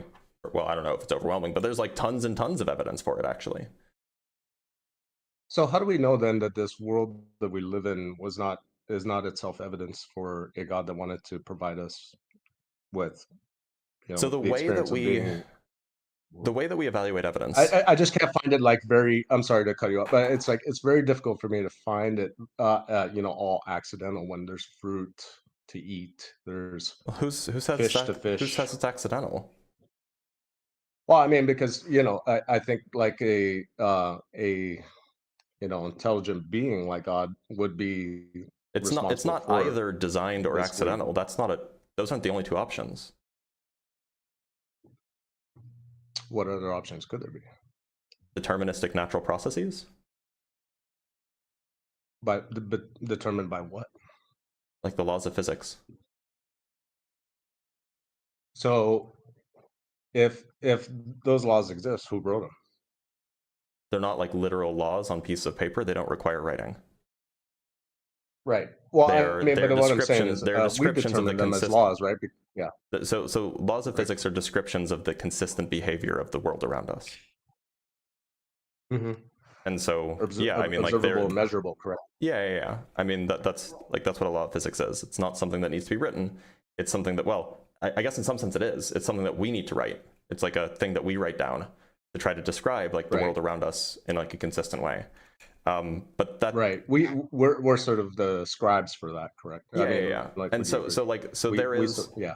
there is just this way that nature is in like a naturalist, like a kind of deterministic way. Like, you know, things fall down. That's like a law of nature, if you will, in like kind of the conceptual sense, not like the written down sense. And so it wouldn't be like, oh, well, when I drop something, either somebody designed it to fall or it was an accident that it fell. Like, you could also say, oh, well, just gravity exists. And so it fell because that's what things do when they're dropped, right? It's a false dichotomy to say that it's an accident if it's not God. Yeah, but in that example, I mean, you know, an apple would fall because of a purpose it serves, which is, I don't think that's a purpose. An apple falls because of gravity, right? Well, an apple would eventually fall to expose its fruit, I mean, its seed to the soil to then try to grow into another tree and so on. Oh, that's what you're talking about. You're asking like why? You're asking like yeah. So the plant's biology takes advantage of gravity to, you know, for its own processes. But again, like biological evolution is a stochastic deterministic process, meaning that it uses like random fluctuations to deterministically end up at some, you know, higher fitness organism. And so even then, that's not an accident, right? It's not an accident that this happens. But anyway, I was saying something about evidence. All that in motion. I was saying something about evidence, namely that the way that we think about evidence, at least like, you know, what you might call compelling evidence or good evidence, is that the evidence should be something that is explainable by one hypothesis, but not explainable by the alternatives, right?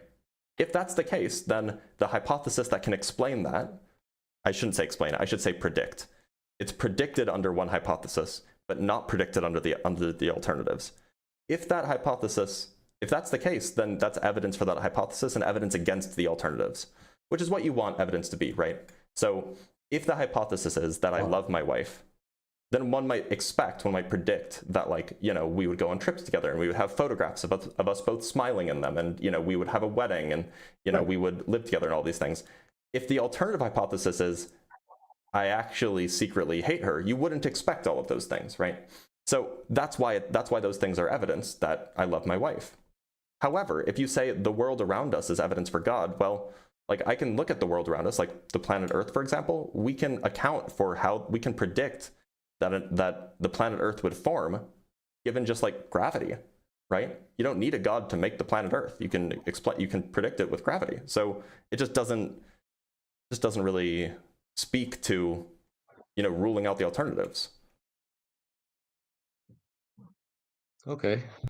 And that's, yeah, and I think I follow with what you're saying, although it's amazing to think that we have sort of these minds to be able to determine those kinds of how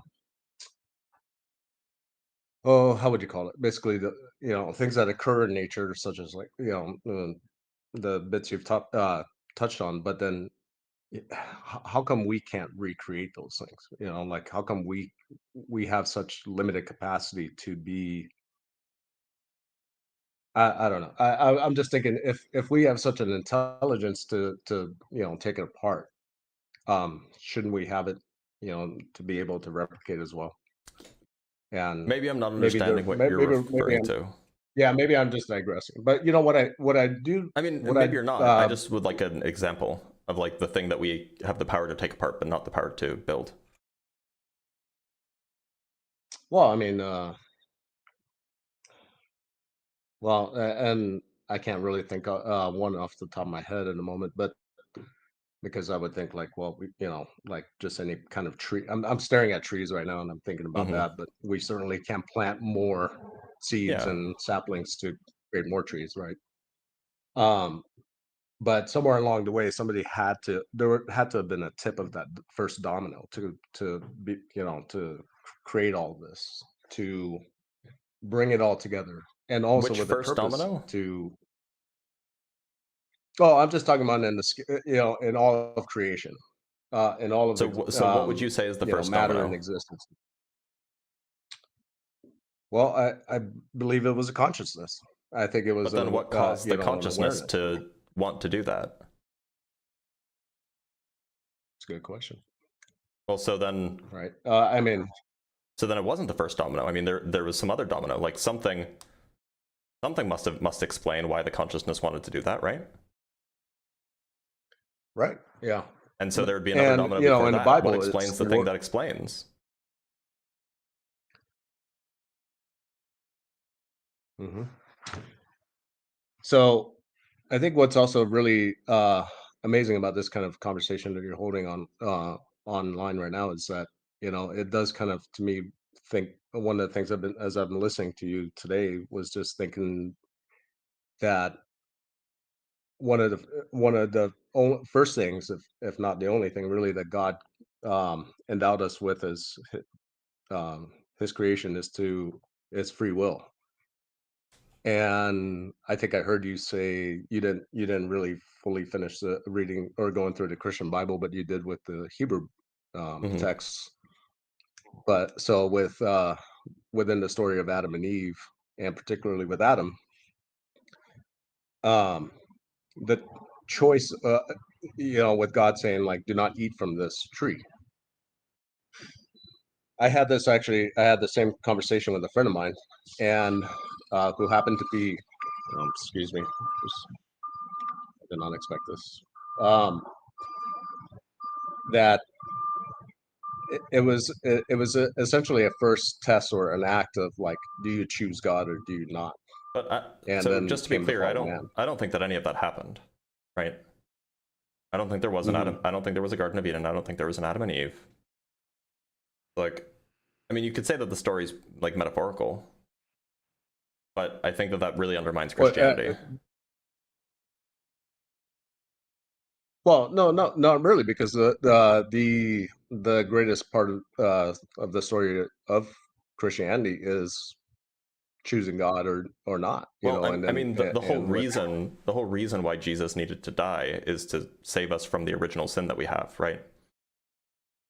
Mm-hmm. And that if Eve didn't actually eat from the apple, then there is no original sin, which means Jesus didn't need to die. Well, it didn't actually, the fall of man didn't actually occur until Adam had to take a bite of the apple. Okay, That's so regardless of who took it, if neither of them existed, if like this is just a story, if this is just a metaphor or a parable, then it undermines the entirety of Christianity, because none of that would have happened. So it seems like you're kind of obligated to believe that story actually happened in like real life. Well, that's like saying I shouldn't no more believe in Jesus Christ than I do in Isaac Newton. I don't see how that I've follows. never met Isaac Newton. Do you believe that Adam and Eve actually existed? I listened to you with an earlier caller. You would say you never met him, you wouldn't know him, so you can't really believe that he existed. I mean, no. I believe that he existed, but the caller was essentially saying that, oh well, he did send a message. He did send a signal or a message to you. He sent Jesus to you, and like, no, he didn't send Jesus to me. Like, he sent Jesus to people who lived 2,000 years ago. I just read about him. Right. But fact that, and it's unfortunate maybe to miss that event in our history. Yeah, but it seems actually really weird, right? I mean, like, why would he pick that time and that place when that's probably like the worst time and place to send? Well, it's not the worst, but it's definitely not like the best time and place to save the most people. When versus like maybe nowadays? Well, yeah, I mean, if the whole Jesus thing happened today, when everybody has smartphones in their pockets, so everybody could record everything, then like there would be no doubt that Jesus is here and doing miracles. Right. And like it wouldn't even matter where he showed up as long as he was somewhere where people had internet, because everybody would be broadcasting it to everybody in the world. And so like why send him 2,000 years ago when like the only people he could talk to were people within a 20 mile radius of him, or 50 miles or however big ancient Judea is, when like that's like super suboptimal. Yeah, well, I mean, and that's I think that's kind of a bit unfair, because there's so many things we can apply that thinking too as well. I mean, how come certain things were not invented or discovered at the times so that they? If you're a naturalist, like I am, some kind of naturalist anyway, if you take the view that there is no divine, well then it's really easy to explain these things. The reason why Jesus appeared when he appeared is because he was a man that was born. And sometimes people are born, and sometimes people that are born go on to try to make all sorts of claims. And, occasionally they're believed. And that's how you can start a religion that way. This happened a lot in the past. And then similarly, you could say about inventions. Like, penicillin was discovered when it was because sometimes scientists are just in a lab playing around with something and they make like a happenstance discovery. But if Jesus's first coming was like a part of a plan, then it was just a bad plan, or at least a suboptimal one. Okay, I mean, I would disagree. I'm sure it's and then it's beyond me to have to explain how what the reason or explanation behind choosing that particular point in time would be, other than I'm sure because he was there at first, and in the New Testament, he was there to save God's people. But he could have done that any time in the past. In fact, it would have been even more compelling than that if he showed up like during World War II, during the Holocaust, and he like came in to like Auschwitz and then just like miracled away all of like the bars and stuff so that the Jews could escape. That would be saving his people, right? That'd be way more impressive than like showing up when like the Jews were like living in a fairly independent region in like province of Rome and had pretty much autonomy, had like their own king and all of this stuff. Like that would be a lot more impressive to save his people that way. But I don't really particularly think he would be so concerned about the flesh so much as the soul, and it's that well, when so the Holocaust is a reason why like a lot of Jewish people stopped believing. Like you have a whole bunch of people, the people who survived, a whole bunch of people are like, how could God do this to us? Maybe he just doesn't exist. So he would be saving their souls too. But the thing about it is, people do that to other people, and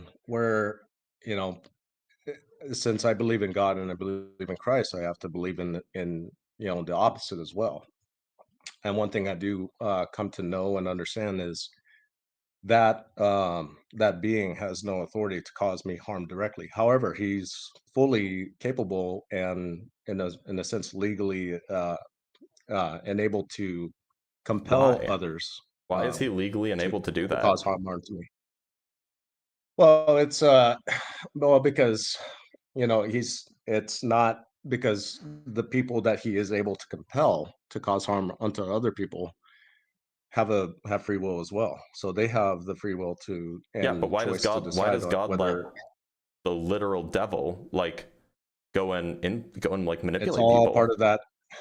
Yeah, well, I mean, that's all part of that layering of you choose theme over time, over and over again. You choose God or you don't. And well, I mean, like, look, in heaven, the first rebellion began. John, in any sort of reasonable legal system, if somebody is manipulated with, say, false information, or somebody's manipulated with, because they are because of some sort of power structure, we generally hold the people who are manipulated less responsible for their actions that they were manipulated to do, right? Like if somebody, for example, if you get somebody drunk and then you convince them to sleep with you, that can still be rape, right? Even though they agreed, you manipulated them, hence rape. And so we wouldn't blame the person who was manipulated. We wouldn't blame them for having sex. Like we wouldn't say that like, oh, they're responsible for this decision. It's not the other person didn't commit a crime. Like no, like we would in any reasonable legal system. But if you blame the person doing the manipulating, not the person who's manipulated. Okay, but if you got somebody drunk and convince them to break into a Target and take out an Xbox, I mean, yeah, would that person still be punished? Right. Well, so I mean, it depends, I guess. I'm not a lawyer, of course. I mean, I'm not. But the no, point I understand. The person who organized it would be held responsible, right? Of course. The person who did it. But I can imagine in some cases the person who did it would not be held responsible. Now, like, they might take the Xbox away from you because, you know, like, you don't legally own it, but like, right? They wouldn't like go to prison for like felony larceny or whatever because some guy manipulated them into getting drunk and then convinced them to do this, right? Like, that's not justice. Well, and I do hope that we're still. I mean, when I said legally, I'm speaking spiritually legally. Yeah, but God wrote the rules. That entity. Why would he allow this? Well, I mean, but that spiritual entity or that entity too, I mean, would never be allowed in heaven. That's the, you know. Okay. So, why would he allow God? Why would he allow people? Why would he allow him to manipulate others? Because so the thing is that he has, over time immemorial, he's laid down the rules. He's laid down the rules for all of us, and therefore it's just, if you're aware of these rules, I mean, you know, they say all the time, though, you can't be. That's not. Well, that's not justice, right? In our own legal system, you're not free from being legally illiterate, right? You can't claim like. No, but what you can do is you can claim that you did something under duress, for example. Mm-hmm. Like, in fact, and face less time. Yeah, you know. So you would never ever but you still face an infinite amount of time. So most crimes require mens rea. So it depends on the crime, but a lot of crimes require mens rea. Mens rea is the mental state, like the intent. And so if you don't have that, at least for many of these crimes, you just can't be held liable, or you can't be found guilty for that crime. Now, there are some crimes like manslaughter, depending on the state, I guess, which I guess don't require mens rea. It's just like, well, if you even if it was an accident, you still caused someone's death. So you're still going to be held accountable for that. But that's not like every crime. There are some crimes that if you didn't do it intentionally, you're not held liable for it. And so, like, for example, if you were made drunk, allowed to claim legal ignorance. We're not talking about legal ignorance. I didn't know that. We're not talking about legal ignorance here. We are talking about somebody manipulating you, right? Mm-hmm. We are talking about somebody who's taking advantage of you, right? Right. So that's not legal ignorance. That's saying somebody coerced me into doing this. But you still would not be. You would face a lesser punishment. It just depends. But the point is would you ever punish somebody for eternity because they were manipulated into doing something bad? I would just say, much like our legal system, you still can't claim legal ignorance when the law has been. Can you answer my question? That's why. What's that? Would I punish somebody? Do you think it's justice to punish somebody for eternity when that person did something because they were manipulated into doing it? No, not if my only concern is, do you choose me or you don't? I mean, that's well, really the question is it justice? And I think if it's is it justice? Well, right, but I'm saying I don't think that's really the issue, though. Justice is not the issue. Is God not perfectly just? Do you face salvation or don't? Yeah. Is God perfectly just? Life in... Is God perfectly just? I think it's fair. Okay, when you say fair, you think it's fair? Justice is our own construct. I mean, justice. So just is a synonym of fair. Those are synonyms, right? Okay. So but just to be clear, you think it's fair to punish someone for eternity for a finite action that they took while manipulated? It was a choice. I would say yes. So I mean, if we're talking about yes, no, black and white, yes. When we talk about fairness, typically fairness is something like you get what you deserve. Out and drink in the bars where you know there are people like that. So John, to be clear, when we talk about fairness, we're talking about like, oh, you get an equivalent punishment to the thing that you did. You get what you deserve. You don't get more than you deserve. You don't get less than you deserve. You get what you deserve. We would say it's fair. Okay. We would say it's fair to like give someone a fine for stealing a candy bar. It would be not fair to give them the death penalty for stealing a candy bar. The punishment outweighs the crime, right? Now, is there any crime that you can commit that is infinitely bad on Earth in your finite lifetime?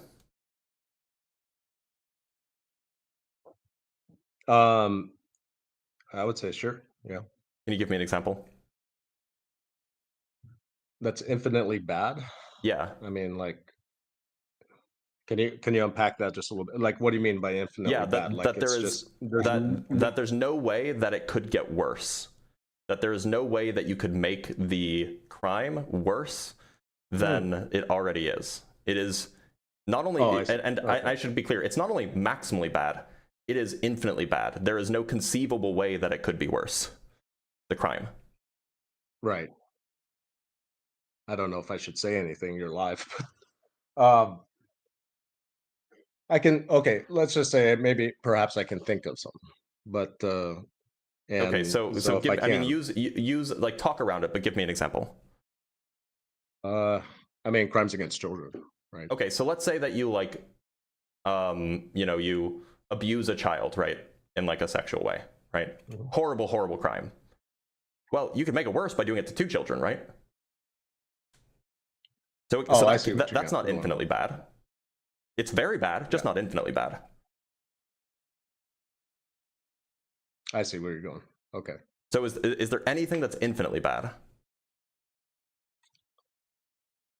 I mean, I still want to say yes, but I think. But you can't think of any examples. What I want to kind of bring this. Well, I really just I feel like I just need to be careful with the broadcast, but I mean, like you can talk I guess around like it, taking. like, yeah, go ahead. Okay, so like I guess like with time, you know, like crimes against children. I mean, going from 1 to 2 to like a nation of children or something, right? Like I think, can it still be rounded out to being crimes against children, right? I think it's. I mean, well, I mean, the point is if it can always get worse if there's one more child involved, right? Right. Yeah. So like it's just, like that just can't be the thing that's infinitely bad. Well, what I'm thinking is with, you know, it's not just you break a 10 commandment, one of the 10 commandments, you don't get to enter heaven at all. I think in this time that we have. So just to be clear, is there a way to commit an infinite crime, an infinitely bad crime in the 80 years that we have? And the quick answer is like obviously Maybe no, not. Because any individual crime, you could just do it again and it would be twice as bad, right? Or 3 times as bad or whatever. Yeah. Right. And yet, so the badness the badness of any crime that you could even conceivably think is finite.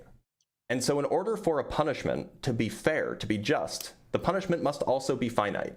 And yet, the punishment for something as mild as merely not believing in someone is infinite, eternal torment. How's that fair? Yeah. How's that just? Well, you can, it'll scale, and in a sense, so while it's you're infinite, it goes forever.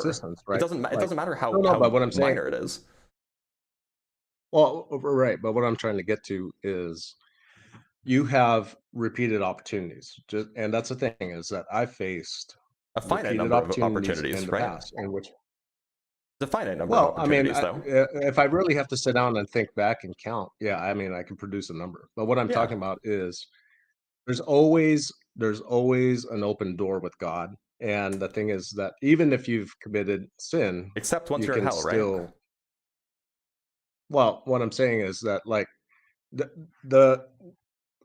least in Christian thinking, not thinking, but in belief, is all there's no greater sin than not believing in God. Is that an infinite? All the other sins kind of have. Is that infinitely bad? That would you can face an infinite consequence, yeah. Right. Would it be worse? But, so let's say that I don't believe in God my entire life. I stopped believing in God when I was, say, 12, for example. This isn't true, but let's suppose that I stopped believing in God when I was 12, and then I lived my entire life not believing in God, so 60 whatever years. Let's say that instead I had stopped believing in God when I was 8. Wouldn't that be worse because I believed in God for less? You may have opportunity to believe in God again later. Just because you stopped believing in God. So in the hypothetical, you have 2 people. One person stopped believing in God when they were 12. Another person stopped believing in God when they were 8. Which one is worse? Yeah.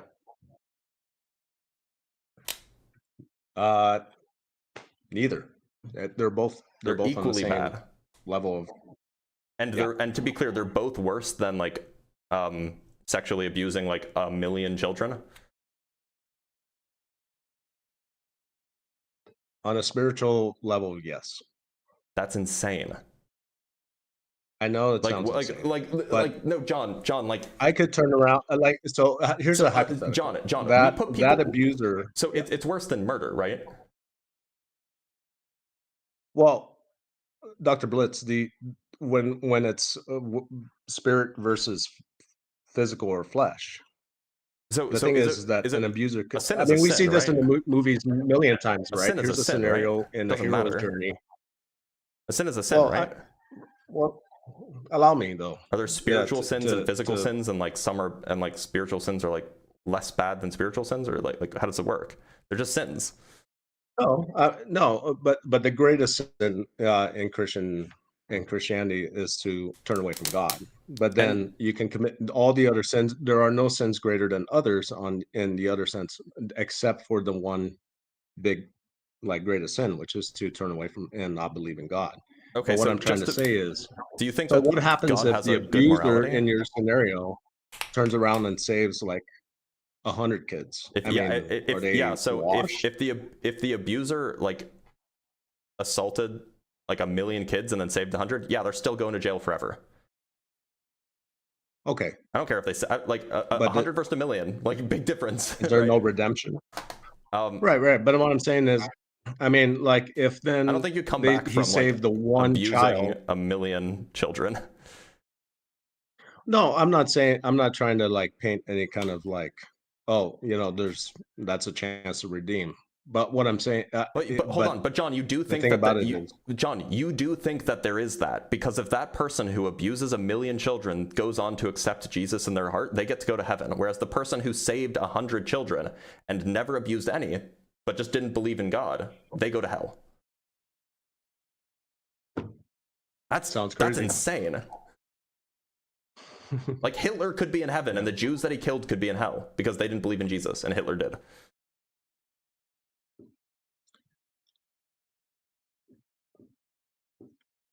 Yeah. It and sounds that's a crazy. just God? I'm not perfect, and I'm not necessarily one to expect that, fully that I'm not gonna face any kind of like judgment. But I mean, it just, there's a and that's the thing. That's the story both within the New and Old Testament. It's been repeated throughout at least those accounts. Let's just call them accounts, that God has provided multiple opportunities for his people to choose him, and that's continuing on. So just to be clear, it's like just devout Jews who were gassed to death in Auschwitz, there's devout Jews devoted to the God that they believed in.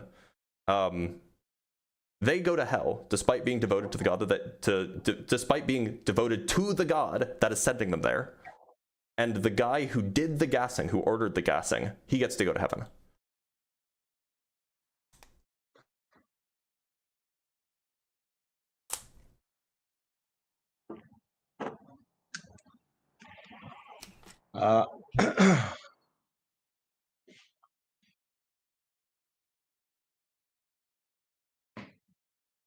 Yeah, I mean, okay. I know. I'll take that as a reductio. All right, let's bring up. He was here. Let's bring up Tyler Mars.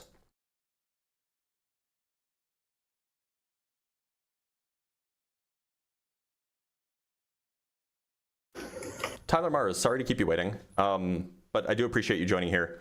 Yeah, so... Can you hear me? Yeah, I can hear you perfectly. Awesome. So you believe God exists. Did you say you were a Christian? I am, but at the same time, I'm not. It's very You got there in a weird way. Yeah. So imagine this. My belief that God exists stems from Christianity, Taoism, Buddhism, and a little bit of Hinduism. Yeah, sure. But like, you believe that Jesus died and rose from the dead?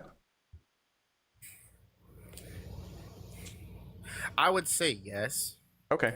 And you believe that God created the universe? Now that I cannot say I have a confliction with, I would say yes. I would say God is everything in all things. But I say the reason why I brought up the different religions is because I kind of came down to a point from logic, because I studied different religions when I went atheist, and then that logic brought me back to it, if that makes sense. But that's the reason why I don't believe that God created the universe. Oh no, I do.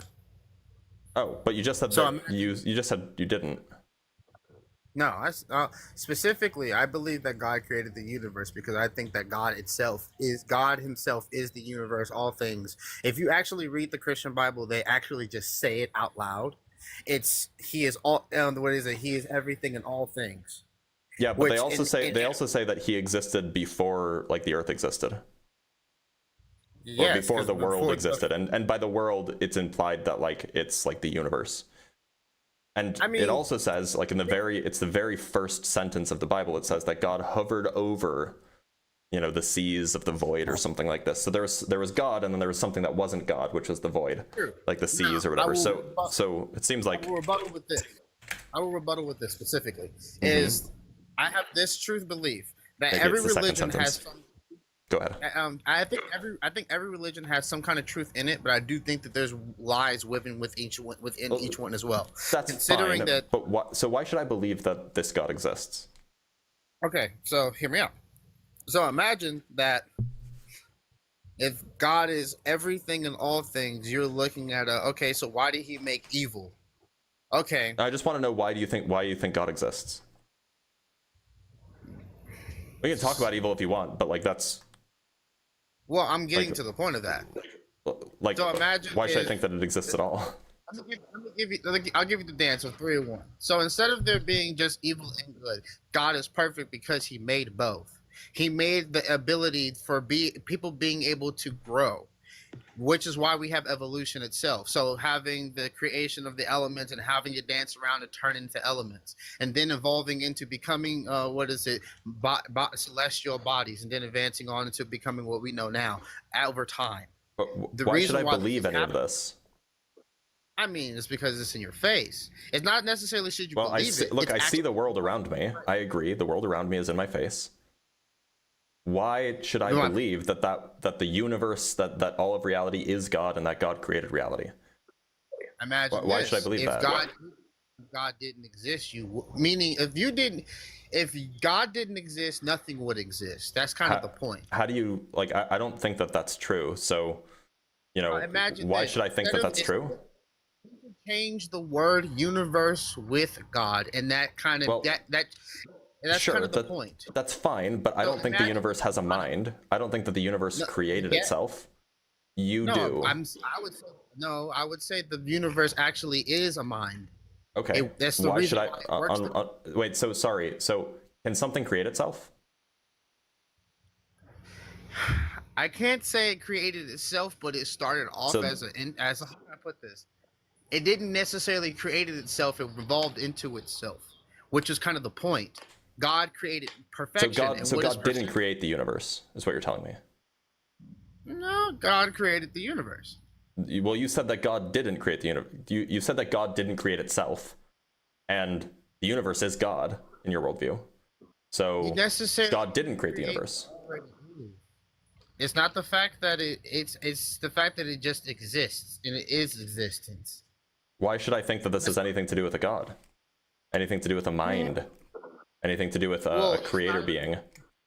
Well, it's not about a creator being. It's about the being that is being created itself. It is God. So nothing created the universe is what you're telling me. No, it's called the universe. Actually, I would actually go back to your statement. Yes, the universe created itself. How does a thing create itself? Step by step.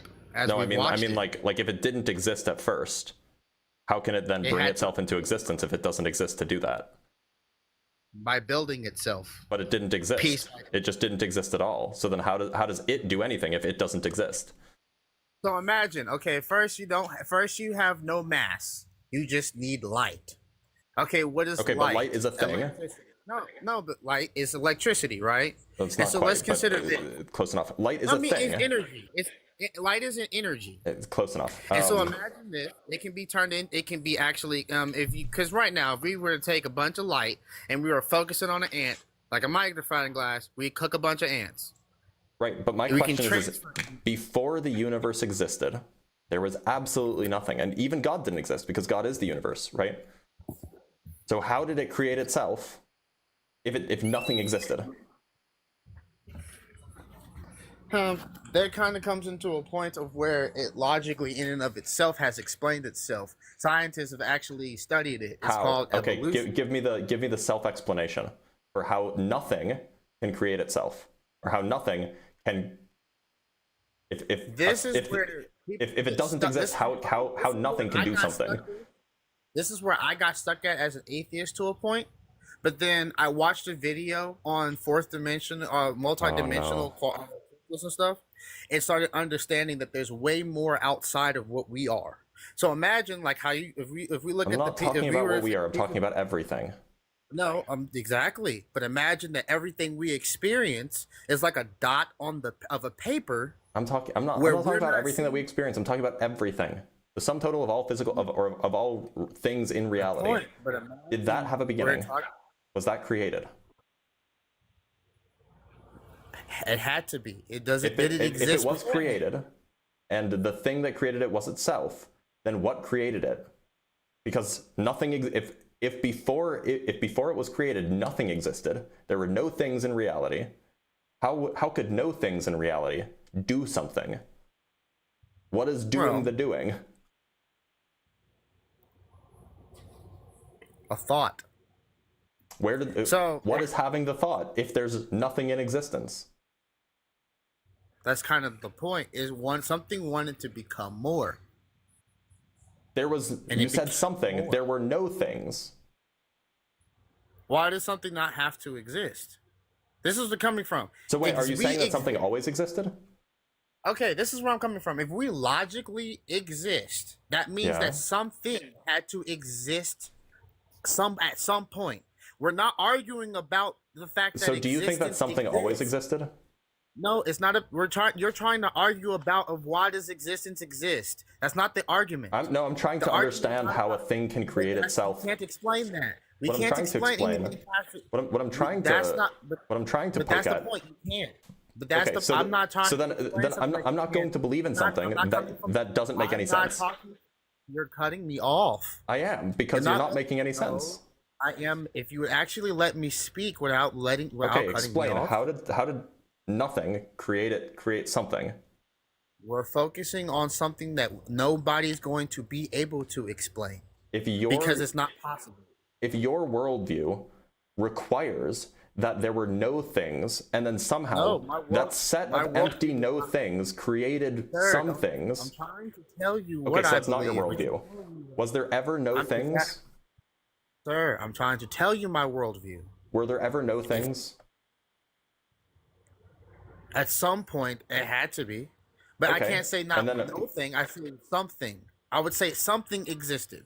Oh, okay, so something always exists. So there's always a time when something existed. So then, and was that thing God? The existence itself, yes. Okay, and so there was something that existed, and you say, but you also said that God created reality, right? The first thing that would be in existence would get to set the rules, yes. Okay, now, if a thing that first existed is it part of reality? Everything following, that means at that point it set the rules. Sure, it can create other stuff. Can it create itself? Well, you're trying to ask a question again, going back to a whole other question that I don't believe in, considering that I told you from the beginning, of this. It was a yes or no question. Like, do you think that it created itself? I said at some point, possibly yes, but I don't know. We can't know that. So let's examine both options. If it did create itself, past the fact that you can't know that. If it you have did, to get past the fact that you can't know that. I think that we actually can know it can't create itself, because in order for it to create itself, it must have existed before it existed. And this is where we get into. This is where I would say this particular part is why people get stuck. It's because this. Okay, so I'm autistic. I like to do reductionary theories all the way to the point to where I started studying quantum physics, started getting all the way down to the particles. It got to the point to where everything is built of so many other little stuff. Okay, what's created out of what? What's created out of what? You get to a point to where you lose your mind. Specifically, no, I'm asking a very clear, like this is a very clear line of analysis, right? Either a thing created itself or it didn't. Now, I posit nothing can create itself, because in order to create itself, it must have existed before it existed. Which leads us to the conclusion that God did not create itself, meaning either something else created God, or God has always existed in one form or another. Now, okay, so let's just say in either case, God did not create all of reality if all of reality is identical to God. But but I'm saying that all of reality in and of itself is God. I know that's what you're saying, and if that's the view that you hold, then that means that that leads to an inconsistency, because reality cannot, a thing cannot create itself. And if you're saying that God created reality and God is reality, that would be God creating. That would be a thing creating itself. I don't really. Well, okay. Let's look at it this way. Let's say I would have. I'll make a decision right here, right now. I don't think that God created itself. I think it always existed. Okay. So let's go from there. So let's iron that out. Right, great. We're not having that conversation about whether or not I decide. Do I know whether or not can creation create itself? No, I don't think so. I think it always existed. Now we can move on from that point. Sure, absolutely. Okay, so God has always existed. Now you said God is reality? Everything in existence. Yeah, okay. So then reality has always existed. Yes. Okay, if something has always existed, could it have been created? Why do you keep going back to? I mean, yeah. Okay, were you created? Yeah, but I haven't always existed. Exactly. But something that always existed doesn't have a creation point, right? Because it always existed. Dude, you're trying to figure out whether or not you exist. That's what Buddhism I'm not trying to do that. about. I'm not trying to do that. Please don't pivot. Please don't pivot. I'm not pivoting. You are absolutely pivoting. Can you answer the question? I can't tell you the reason. I answered the question. I can't you can say tell yes, you no, whether or I don't know. I just said I don't know. I've been said that. So you think that it's possible for something to be created while also having always existed? Do I think it's possible to be created? And while then also have been... Yeah, go ahead. I don't believe... Okay, so no. Because I never really believed that premise from Christianity anyway. Right. So you don't think that the universe, that all of reality was created. But this is in direct contradiction with your previous statement that God created reality. I said God is reality. Yeah, I know. And you also said that God created reality. Because he created more of himself. He's all... Think of this. If you start out as... didn't create all of reality then. Oh my gosh. Okay, so let's say this. If God is the bubble, but everything that's inside of the bubble is everything that the universe is going to be made out of. But it hasn't turned into anything yet. Yeah, sure, he can change the universe, but he can't create it. Or he can change reality, but he can't. We're not talking about creating it. I'm talking about the bubble itself. So then you don't believe in a being that created reality. I'm saying that the being that is the being that we're all praying to or we try to find is what we exist in and as. We are all God. Right, but you don't believe in something that created reality. You don't believe in something that Earth is God, Mars is God, the galaxies, the universe, all of it is God. Okay. Then I think that we just disagree on what God means, and that's not the thing that I don't believe in. I believe that the universe exists. So if by God you mean the universe, well, we're in agreement. All right, let's talk to Lay Dinio. Oh, we have some super chats to read really quick.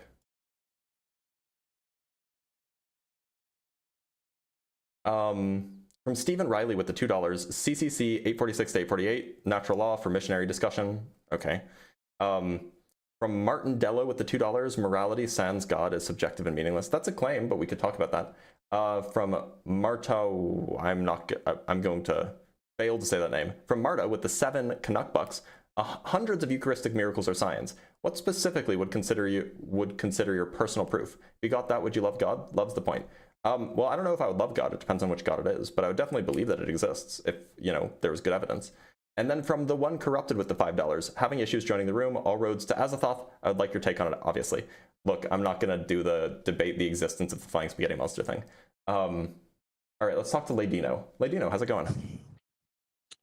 Hello, how are you? I'm doing all right. Do you believe in God? Well, I wouldn't consider myself a Christian in the way you would consider a Christian. Perhaps deism You don't have to be a would Christian. Yeah, I just want to know if you believe in a God. I believe there is a deity who brought existence into what it is now.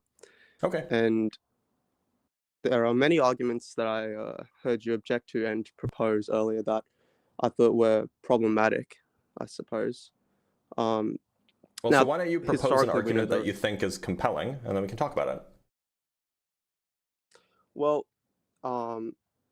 there, as I was saying, there are many arguments historically that I can think of. Which one do you think is the best? Your question is, can you convince me to believe in your God? Mm-hmm. I want to know what argument would be able to convince you, because if I knew some that, people would then I appeal already to believe. naturalistic arguments. No, I understand. I mean the sort. Oh, because some I'm people open to need basically different types of arguments to be convinced of certain things. I'm basically open to essentially all kinds of evidence. Philosophical deductive arguments are obviously very strong if you can get me to accept the premises. Empirical evidence can be very compelling as well. Historical evidence could be compelling if it's, if the evidence is compelling, of course. Personal anecdotes are very uncompelling. I'm not particularly interested in those because it just feels like someone's telling me about their dream. Yeah. So yeah, I mean, if you want to give me like deductive arguments or like empirical evidence or historical evidence or some combination of the three or something like that. Okay. We can walk through a few, I suppose. So let's start with the best one that you earlier got. Okay. Well, earlier you were speaking to the gentleman before me about, or maybe to the one before that, about the what brings existence or causes existence or the universe more broadly, I suppose. I'm not trying to make a cosmological argument here. By the way, did you say you're a deist or a classical theist? A deist, sorry. Okay, yeah, go ahead. That would be what I align with most. Sure, that's fine. I think some that's people fine. could classify me as a Christian, but that would be that's fine. Yeah, go ahead. I'm not strong on that. So I do not believe that the argument from causality in the physical sense is the strongest, as in, for this chair to exist, there had to be someone who created the chair, and then it sort of regresses from there until because I guess the main objection is we don't what caused the original cause, like that's the objection to the causal. So what is the argument that you would make? Physical causal argument. So I would appeal to Leibniz, actually. Okay. What's the argument? The argument for contingency. And are you aware of this argument? Could I just ask? There are a lot of different contingency arguments. I'm familiar with contingency arguments in general, but I'm sure I've heard this one, but I don't know it by name. So why don't you just lay out what the argument is, and I'll write it down. Okay, so it is complicated, but I'll just, in the most simplified form, everything you can possibly conceive of is either contingent or necessary. And so something like, okay, for this triangle to exist, it is contingent on the fact that it has three sides. Sure. So this is premise one. Sure, everything that you can possibly conceive of is either contingent or necessary. So it'd be best if you laid out the premises first, and then we can talk about definitions if either of us are confused. Is that fair? Okay. Yeah, I'm happy with that. So what's the second premise? Sorry, it doesn't have to be. It's hard to formalize in. It doesn't have to be like super formal. But it doesn't have to be super formal, but just like Yeah. Well, go ahead. I'll just continue with what I was going with. So, sure. If everything is contingent, then it has to terminate at some point in order for all those contingent entities to exist. Can we agree on that, do you think? So this isn't me saying for a laptop to exist, there had to be someone to create the laptop. It's more something like, okay, for a triangle or for the laptop to exist, there has to exist the conception. So yeah, sorry. Premise 2 is if everything is contingent, then it has to terminate at some point. Okay. What's premise 3? Or what's the next step? Well, if it's contingent, its existence relies upon something else. And so if this is the case, I don't know if you grant this premise that so I just want you to lay out the argument and then we can talk about them. Okay. Okay. Yeah. And so if things are contingent, if things' existence are contingent, then it has to terminate somewhere, and this terminating point is necessary. Now, I am not, when I say necessary, I am defining this necessary thing as God, not appealing to a tradition, to a religion, or a particular, but I'm talking about a being who brings things into existence.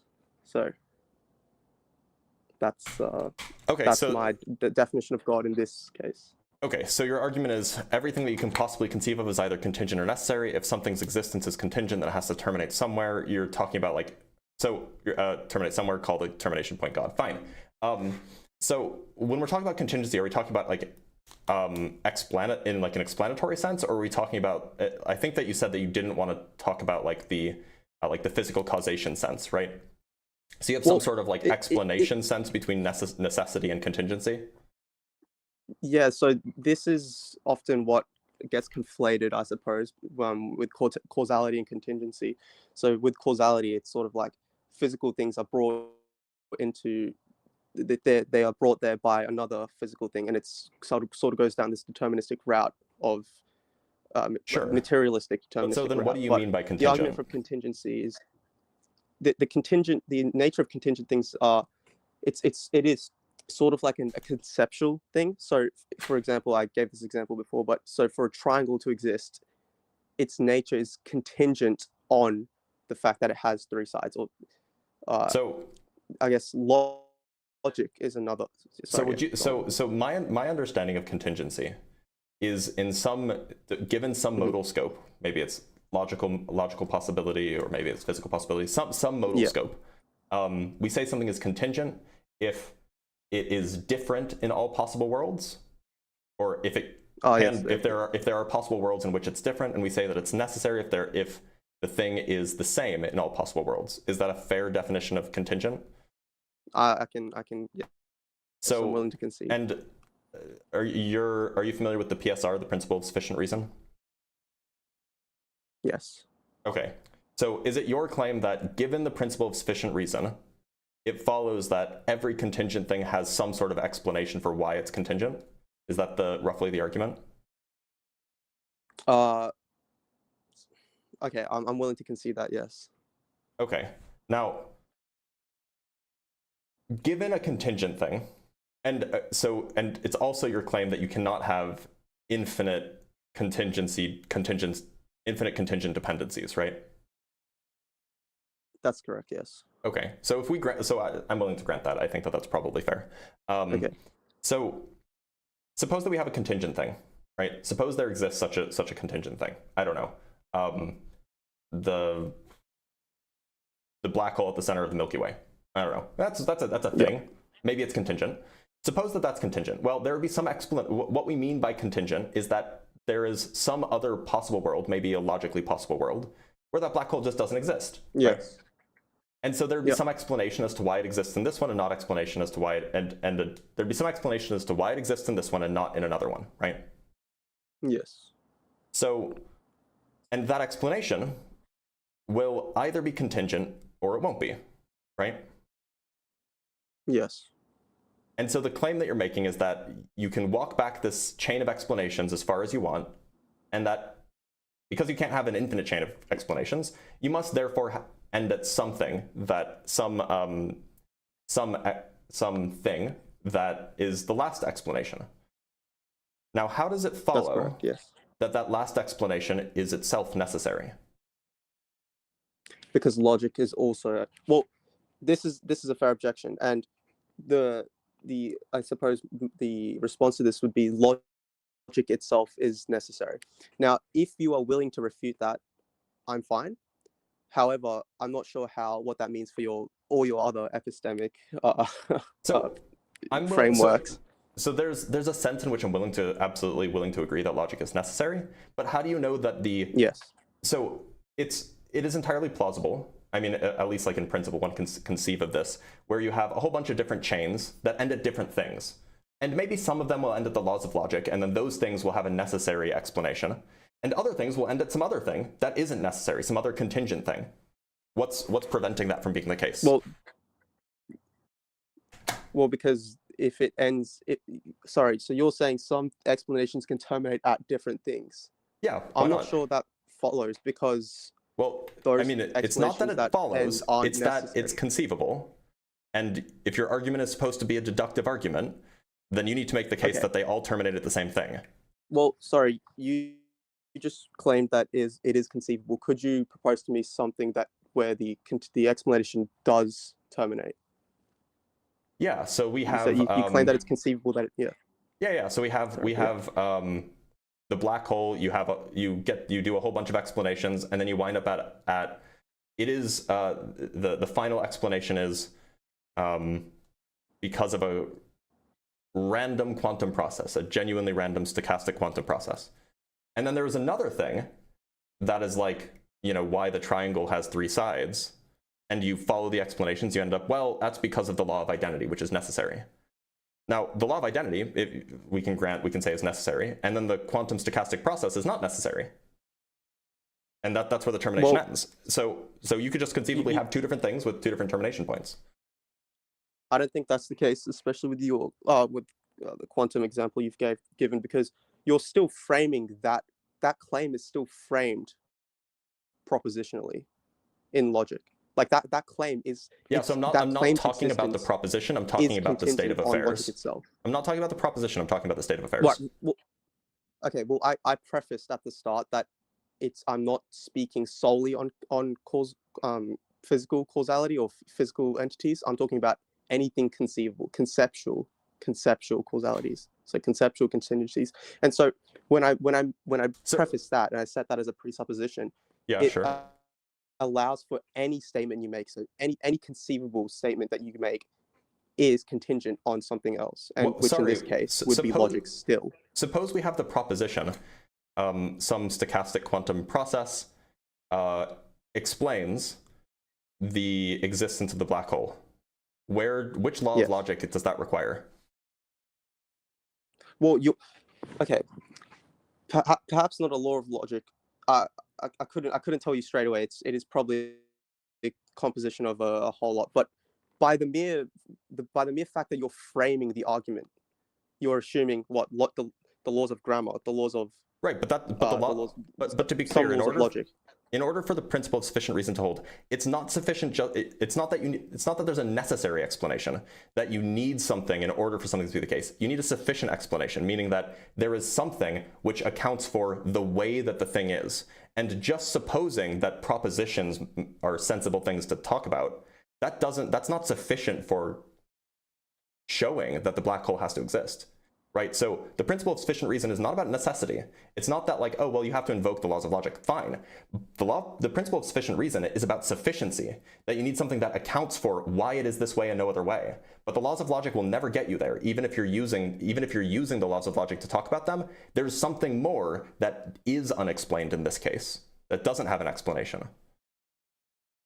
Such as? I'm sorry. In this case, it's the random stochastic quantum process. In this example, right? Well, that is merely I'm still not sure about your objection, because by mere fact of stating the proposition, you are framing it in some sense. But that's not an explanation, right? I'm not trying to create explanations here. That's what the principle of sufficient reason does. I understand. But so we're not talking about the principle of sufficient reason then. The principle of sufficient reason. However, but that's correct. I granted it, but I'm not using it in this instance. Okay, so then what do you mean by here contingency? Because I thought we agreed all I'm earlier that displaying contingency here is is just that- a sufficient explanation for why it's one way in this world and a different way in another possible world. All I'm trying to display here is that something's existence is dependent on something else. That's all I mean by contingent. But that doesn't Okay, mean so that you don't mean the contingent then. explanation of that thing is sufficient. So you don't mean contingent. Well, You don't mean I'm pretty sure that is.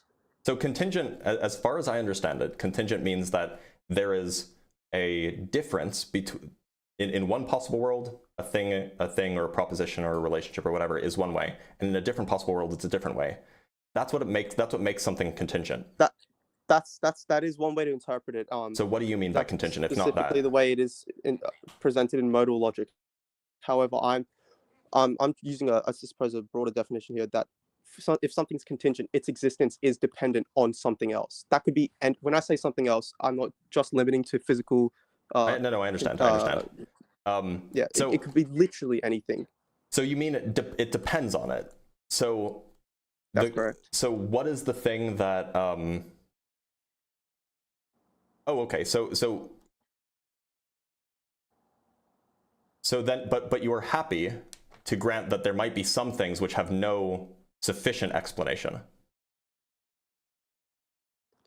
As we know it. But all I'm trying to display here... I mean, not as we know it. Are you happy to grant that such things could exist? Sorry, could you repeat that? Are you happy to grant that such things could exist, that there could be things with no sufficient explanation? No. However... so then you're saying that everything needs a sufficient explanation. It's hard to make claims like this because obviously I'm sure you'd grant that our knowledge is limited, and so yeah, sure. It's hard to speak on the nature of things and the sufficiency of their existence when we clearly aren't able to grasp the entirety of that sufficiency. We don't need to know what the sufficient explanation is, but I'm asking, do you think that that there is a sufficient explanation for everything, even if we don't know what it is?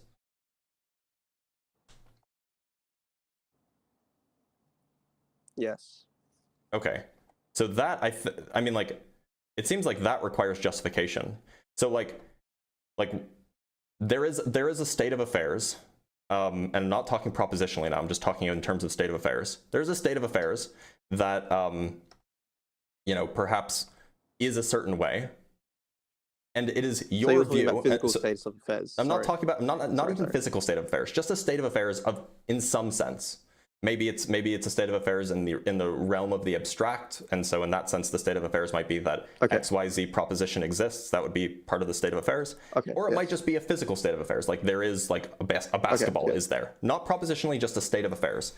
It sounds like you're saying that every state of affairs, not propositionally, every state of affairs requires some sort of explanation for why it's that way, and not some other way. And this isn't about dependency anymore. In a sense, I do think it's. Or rather, sorry, let me rephrase. It is dependency, but it's not logic. It doesn't depend on logic, because we're not talking propositionally here. We're just talking about there's a way things are. Well, that requires explanation. I'm sorry, I don't think it's fair to do that, because to make any state, any claim on anything, you are making a proposition on it. No. Like not all sentences are propositions. The proposition is something when anything conceived is propositional. I don't think that's true at all. If you aren't able to is red propositional? I can conceive red. I can conceive of red. That's not propositional. Well, there it is. That is the proposition. You can but my conception of it isn't propositional. I do think it is, actually, in some sense. In what way is it propositional? When I say, does it have does the redness that I'm conceiving of have a truth value? Yes. Okay, is the redness true or is it false? I don't want to. I'm fine if you do want to go down this route. I'm completely comfortable. We'd be getting into metaphysics, which is, I think, it would be very unrelated to the original topic. I am fine to go into that if you'd like, but I think we are going off topic. It's up to you. This is your thing. Would you like to go? I mean, we don't have to. We something can. stay on the topic? We don't have to. That's fine. I mean, so okay, look, we can even just grant. Suppose that everything depends on logic, and then we just grant that logic is necessary. Yeah. What is logic? Right. Well, this is, I suppose, I guess it does have to terminate somewhere, the assumption, right? Like you could Agrippa's trilemma. We could say, okay, well, for everything there has to be a justification for it, and it terminates somewhere. I am willing to make that assumption that logic is necessary, and if I remember correctly, you also granted that. I have a perhaps slightly different view, but I'm willing to grant it for the sake of argument. That's fine. Okay. So, well, there's my answer, I suppose. It is fundamentally an assumption. No, but what is it? I'm like, what is logic? Is logic just a set of propositions or like a set of axioms that you accept as true? Logic. What is logic? I think logic is order. That doesn't. What? Logic isn't. I mean, like that's like a super ad hoc or a super idiosyncratic definition of logic. I mean, typically we think of logic as like the correct rules for inference or something like that. That is also something I can grant. But I suppose in the broader sense, logic is the binding conceptual tool for all of existence. Like, do you think that logic has causal power? If logic, yes.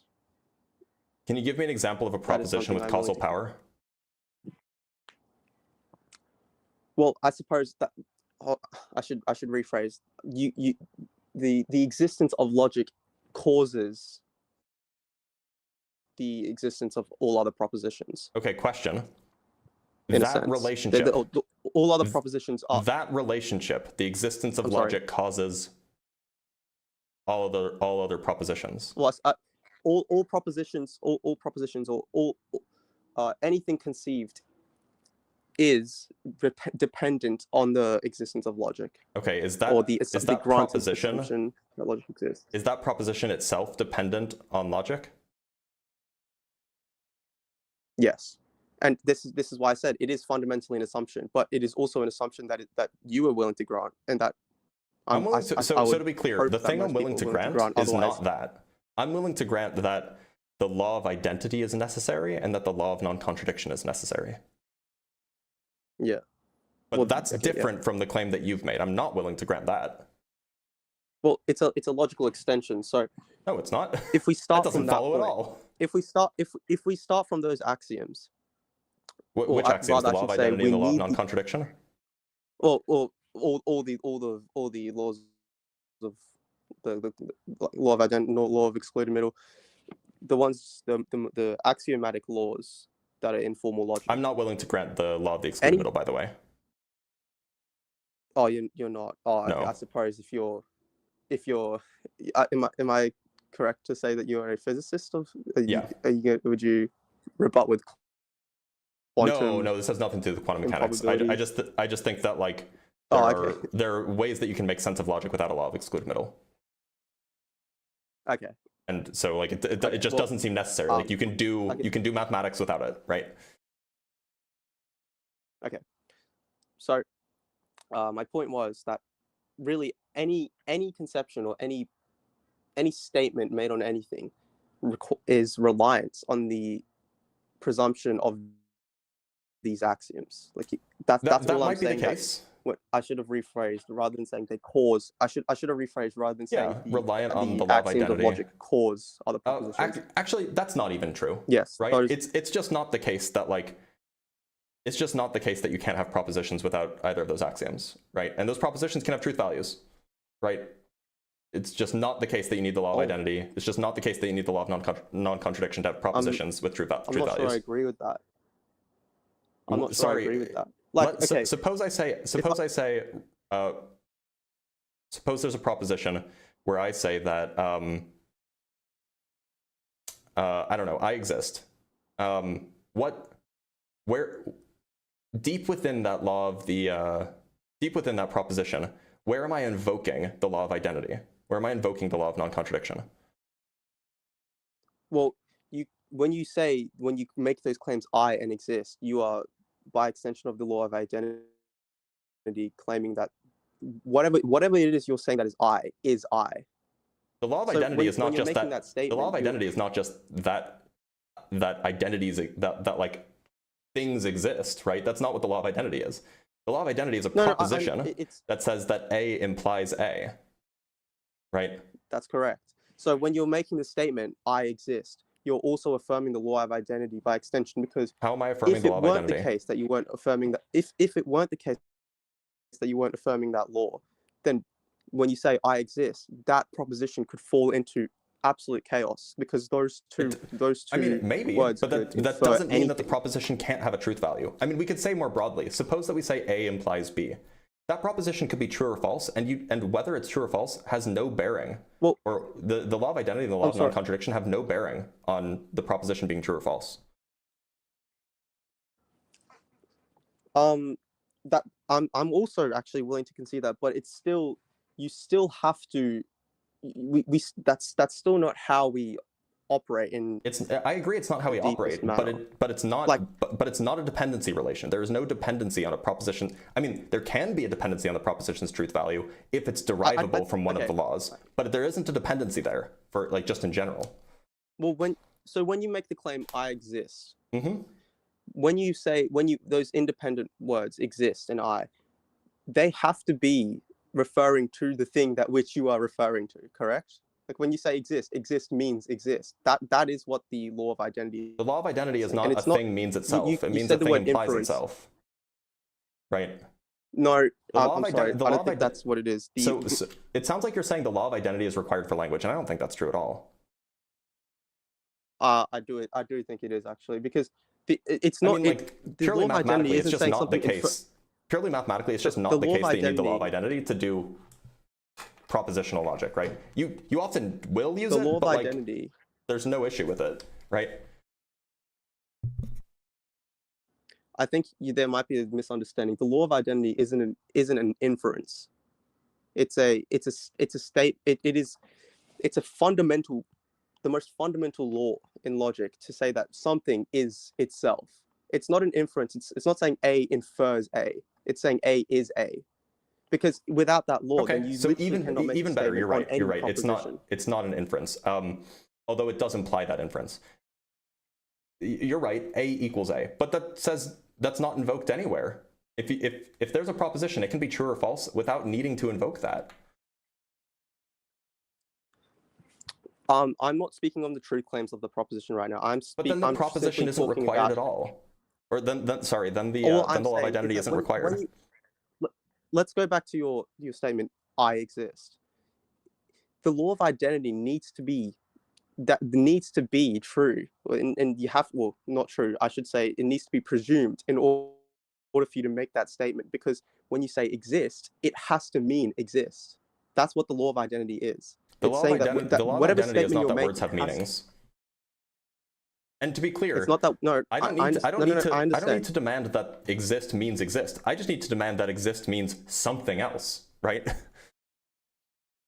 Oh, that I understand what you're saying. So whatever exist could perhaps represent something else, but whatever it is representing, it has to be what it is representing. Does that like make sense?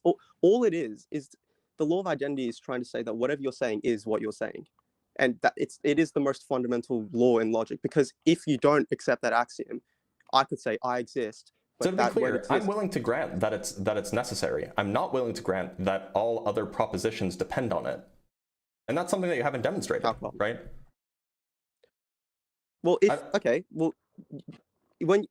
so if you're not willing to grant the law of identity, for example. No, I am willing to grant the law of identity. I'm not willing to grant that all other propositions depend on it.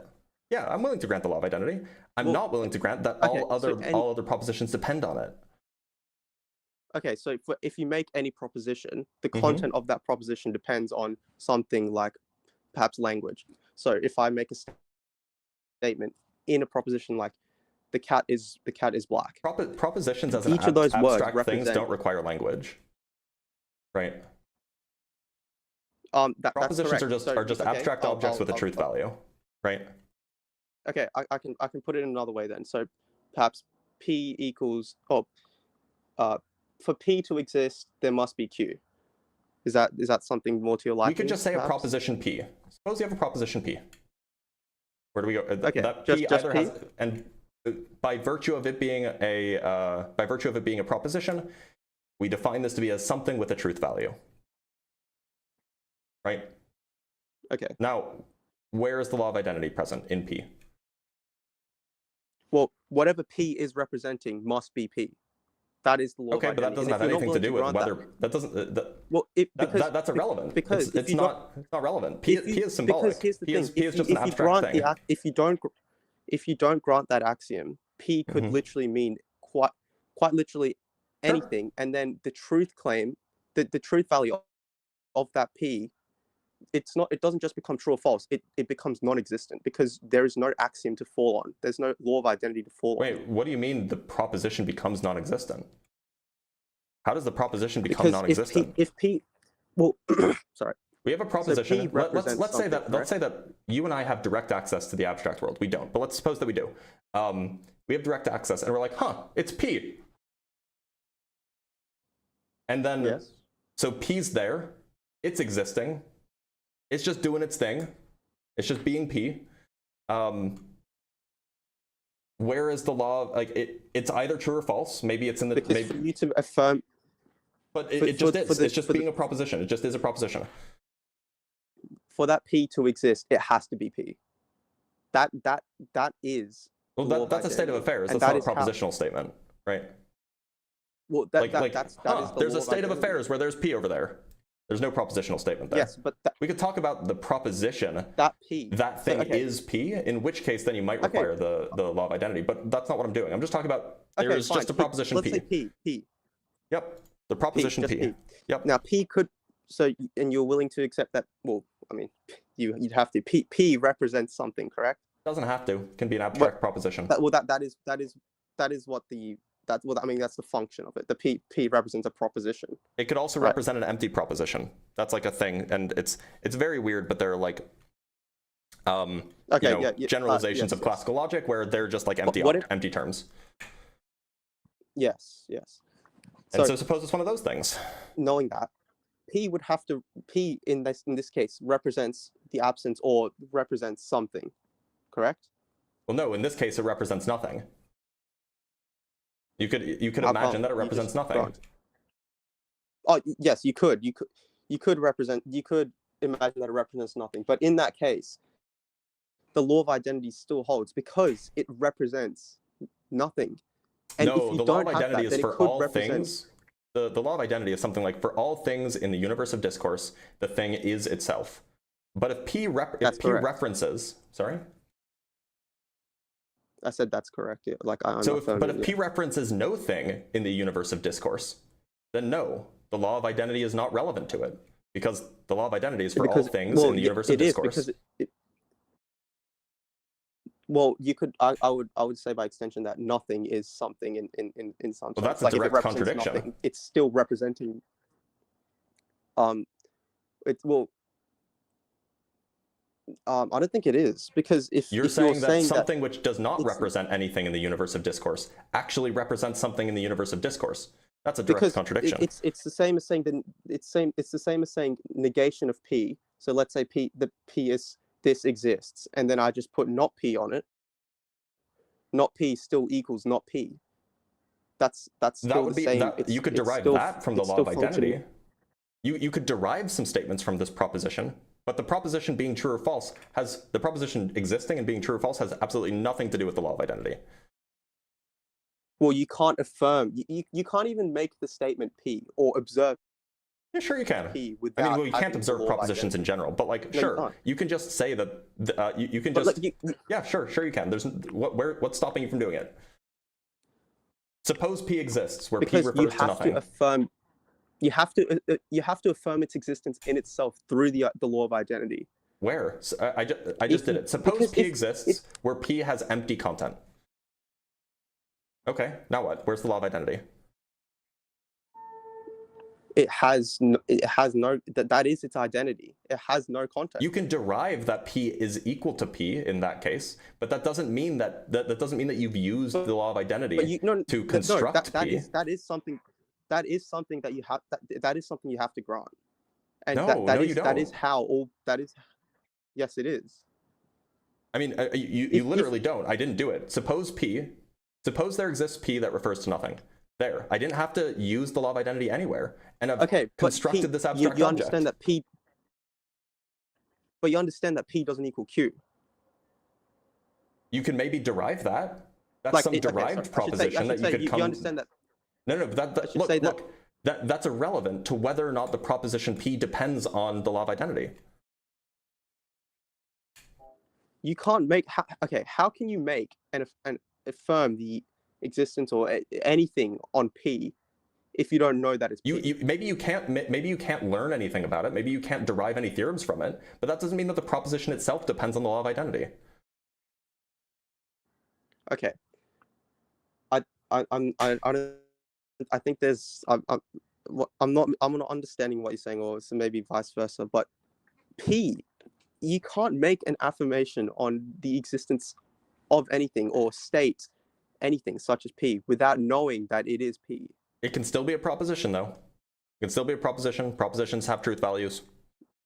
No, you might not be able to say anything about it, but those things are still true. By nature of being a proposition. It can be a proposition. Yeah, that's what I'm. Yes, that's what I'm saying. It can be a proposition, but it has to be a proposition. That's what the law of identity is. No, the law of identity is that a thing is itself. It's saying to be clear, proposition is not P. That's correct. These are not identical. Propositions and P's are not the same. Okay. So this is not the law of identity. All it's saying is that P is P. The proposition is the proposition is that proposition. Whatever you could derive that from the law of identity, but that's not required for the proposition to be defined. It's not. No. It's not a derivation. It's not a derivation. No, that is a derivation. You can only make a statement on P. Suppose. Look. I mean, we can do this formally. Suppose there exists P that refers to. Suppose there exists proposition P that refers to nothing. Now, given the law of identity, the proposition P is identical to the proposition P. So you derive that given the law of identity. But the proposition P being a proposition completely unrelated to the law of identity. So how can I ask how you make an assertion on P without you can't do anything to it. I agree. You can't. Well, I mean, maybe you can, but not that I can think of. That doesn't mean that the proposition itself doesn't totally not depend on the law of identity. Like, this is the thing that you're getting confused about. Just because statements about a thing might require the law of identity doesn't mean the thing itself requires the law of identity. You're confusing the map with the territory. You're confusing descriptions of the thing with the thing itself. So you're willing to concede that you're conceptualizing of, like, if you are making that statement, okay, there's P, you're conceptualizing it in some sense. Sure, my conception, sure, yeah, I will absolutely conceptualize P, sure. Yeah, well, for you to make that conception, you must grant that law of identity to say that P is P. No, I'm just conceptualizing that. I'm just conceptualizing P. I haven't invoked that P is anywhere. Now, you would as an agent who grants that P. It's implicit. It's look. So, do you think that propositions can exist on their own absent minds? It's implicit in your conceptualization. Do you think that propositions can exist on their own absent minds? No. Oh, sorry. Yes. Okay. So then the proposition P, which refers to nothing, it's the empty proposition.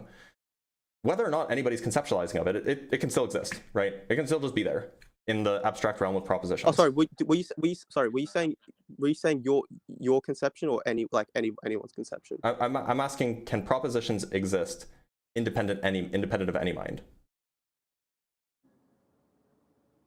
Like, do they have their own ontology outside of minds? It's hard because if just to pivot back to the idea of God, because I also think God is a necessary being, and logic is also necessary. Is logic a mind? They sort of coexist in a sense. Like does God have a mind? I do think God has a mind. Yes. Okay, and I the think mind. I think So now you have two necessary beings, or you have two necessary things. You have God, which has a mind, and logic. yes. Yeah. Are you saying that logic has a mind? This is actually the part. This is the initial path I wanted to go down. Are you saying that logic has a mind? Okay. Logic is the logos of God. Sorry, it can't be a part. You said that they have to be identical, right? Sorry, God and logic, they coexist. Are they identical? It's I don't know. I'm not able to make. Well, okay, so we'll use the law of non-contradiction and the law of identity. We'll use these both, and we'll evaluate both possibilities. If God is God with a mind is identical to logic, it follows that logic is a being with a mind. And we can go down that road if you want. On the other hand, if God is not identical to logic, then that means that there's more than one necessary thing. So, yes, which you don't want to grant, because then you can have, you're willing to grant that there's more than one necessary thing. So then you can have multiple things terminating at different explanations or different dependencies. It's complicated. It's complicated because they're not necessary. They're both necessary in the sense that they coexist together. But I'm not sure how to rectify the relationship between the two and the first proposition or the first objection you raised, with the logic is the mind of God or something along those lines. So, like, to be clear, you can't have dependency relations go both ways. Well, that's actually, so think codependence doesn't really make sense here. It's going to be circular. I'm going to grant this, and this is going to lapse into circularity. But again, this is something that I'm willing to assume, because I have to. We all have to assume at some point the nature of things. We have to assume at some point, and that is the assumption I'm willing to grant. That. So what is the assumption that you're willing to grant? Both of these things are that logic and God are both necessary and both exist upon each other, and it's a circular sort of existence. So do they exist? Does God depend on logic? I guess in the most, if I were to say the most oblique sense, yes. And does logic depend on God? But it's also the other way around. Logic is dependent on God. Okay, and so both of these things. So this isn't just an assumption. This is a contradiction, right? You are currently affirming a contradiction. I understand. This is what I said. This isn't circularity. This is affirming a contradiction. How is this a contradiction? So we can work it out. We can work out the details. So to be clear, if it's not a contradiction, then that means that it's possible for thing A to depend on thing B for its existence, and for thing B to depend on thing A for its existence. Right? That's circularity. That's not circularity. That's, I mean, like, maybe it's a circularity of dependence, but it's not a circular argument. God. So are you willing to grant that there can be circularity, that there can be circles of dependency? That is the option I'm left with. Okay, then I can just say that the universe. I can just say that the universe depends on the laws of physics, and the laws of physics depend on the universe. Well, and now I need no God. The laws. Well, it's a bit hard, because the laws of physics. Sorry, the universe is a contingent thing still. No, I'm saying that the universe is necessary, and it necessarily depends on the laws of physics. And the laws of physics are necessary, and they necessarily depend on the universe. Why is the universe necessary? I can just assert it in the same way that you asserted God is necessary. Well, there's still you're still making a problem here with the contingent nature of the universe. Like the universe. No, I'm saying that the universe isn't contingent, that it's necessary. Right. Well, my conception of God isn't even in the same domain of your conception of the universe, which is sure they're in different domains, but I'm asserting that the universe is necessary, and that the laws of physics. In fact, I could go one step further and make it a little bit more akin. I could say that the universe. So I would say that the universe is contingent on the universal wave function, which is a mathematical object. I would say that mathematical object is necessary, and that mathematical object depends on a mathematical law, the Schrodinger equation, which governs the behavior of the mathematical object. But similarly, the Schrödinger equation is dependent on the mathematical object itself. Okay, so if that is an assumption you're willing to make, like that's an assumption. Like I can't really. It's hard for me to object. Well, it's to consistent with your worldview, right? And it doesn't require a mind.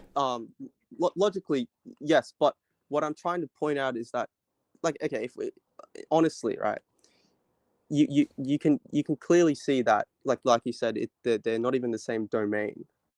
Well, now they are. Right? Now like but now all of the things I'm talking about are abstract, and all of the things that you're talking about are abstract. Yeah. If you're willing to, but do you truly like? I understand that this is like sort of a debate thing, like that's how you. But is this what you truly believe? I'm agnostic about. So this is a view that I'm toying with. There's a second view where I think that I do lean towards the universe being necessary, but whether the universe's physicality is necessary or whether the universe's physicality is emergent from a necessary abstract wave function, that's a different story, and that I'm not so sure about. But yeah, I am leaning towards the universe being necessary in one form or another. Okay, so could you elaborate on that, please? Because my thought is that for the universe is quite simple, similar to the cosmological argument, I suppose, that the universe began to exist. I don't think the universe began to exist. At least I don't think so. I don't have it. Or let me rephrase. I don't think that there was ever a state of affairs where a universe didn't exist. Okay, so when it becomes when it's something along the lines of theism, is it that you're agnostic? So it's simply that you lack the belief in God, not that you reject the belief in God. No, I think it's false that there's a mind responsible for the universe. I think that's false. Okay. And I mean, one of the reasons for this is that it seems like minds are inherently temporal things, and you're proposing that there exists a mind atemporally, which seems just false. Like minds are things that have thoughts. Minds are things that make decisions. These are all temporal things. Okay. I want to go down this track of what you just claimed, that you think the universe existed forever, correct? I was very careful with my language. I think that there was never a state of affairs where the universe didn't exist, which is different from the universe being eternal. I think that there could still be a first moment, and then the universe could exist timelessly, sans that first moment. So how do you rectify the idea of a regression of causation for the universe? The sort of, if I keep going back to that initial moment, what caused that? Like, there is no initial moment. If the universe is genuinely eternal, there is no initial moment. Oh, I thought you just. Sorry. I'm agnostic about this particular issue, whether there was a first moment or whether there wasn't. But it sounded like you wanted to talk about, well, if there isn't a first moment, how do you rectify that? So if there isn't a first moment, then there's not a first moment that you have to get back to. Okay, well, I'm assuming you grant causality as a materialist physician. Causality in what sense? Like in that forces exist, and things forces are two things are attracted, and so they move closer together. That microphone.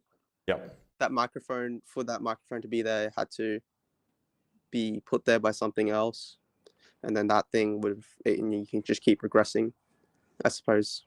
So what I'm happy to say is that you can assign a temporal ordering, and that temporal ordering can we can say that this microphone first began to exist. There was a first temporal moment where it began to exist, and prior to that, the components that make up the microphone were in some other configuration, and prior to that, those things were in some other configuration, and you could go back forever.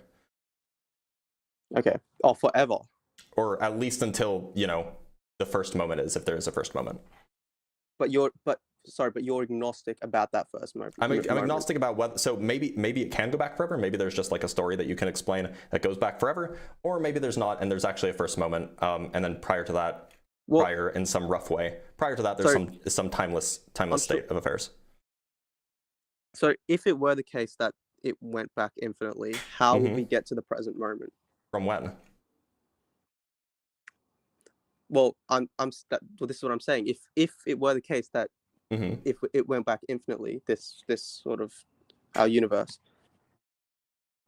there would have to be a motion of time to get here. But well, so to be clear, I take a B theory view that like time is like an imposed ordering. It's not a thing that like actually passes. All moments exist equally. Right. So so you're saying that time exists. Like who was Plato? Time is the motion. Time is the measurement of change. So you're saying that it's just infinite regression of change. Is this what you're trying to imply here? You could say that. I wouldn't say that time is a measure of change, but it's something akin to that. So yeah, you would just say that there's just an infinite regression of stuff changing. Yeah. Okay, so if that were the case, to get to the present moment where we are now, we had to go through an infinite amount of changes to get here. Well, I don't know what you mean by go through an infinite amount of changes. There would be an infinite amount of changes in the past, yes. Well, how do you not think that's an illogical? What law of logic does it violate? Because that would mean if it were the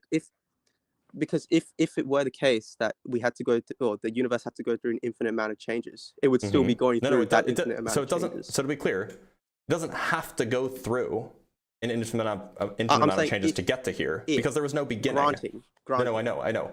But the way that you're asking the question is in saying like, oh, it started at 0 changes, and then it has to go through an infinite amount of changes to get here. I'm saying that there was no start. Well, yeah, I'm just trying to cut out the possibilities here. So you are willing to?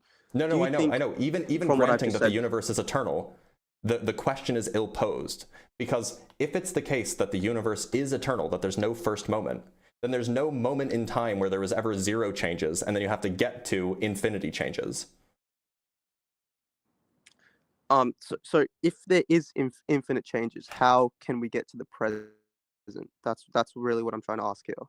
I think the question is ill-posed. I don't think it's like a question that understands the claim.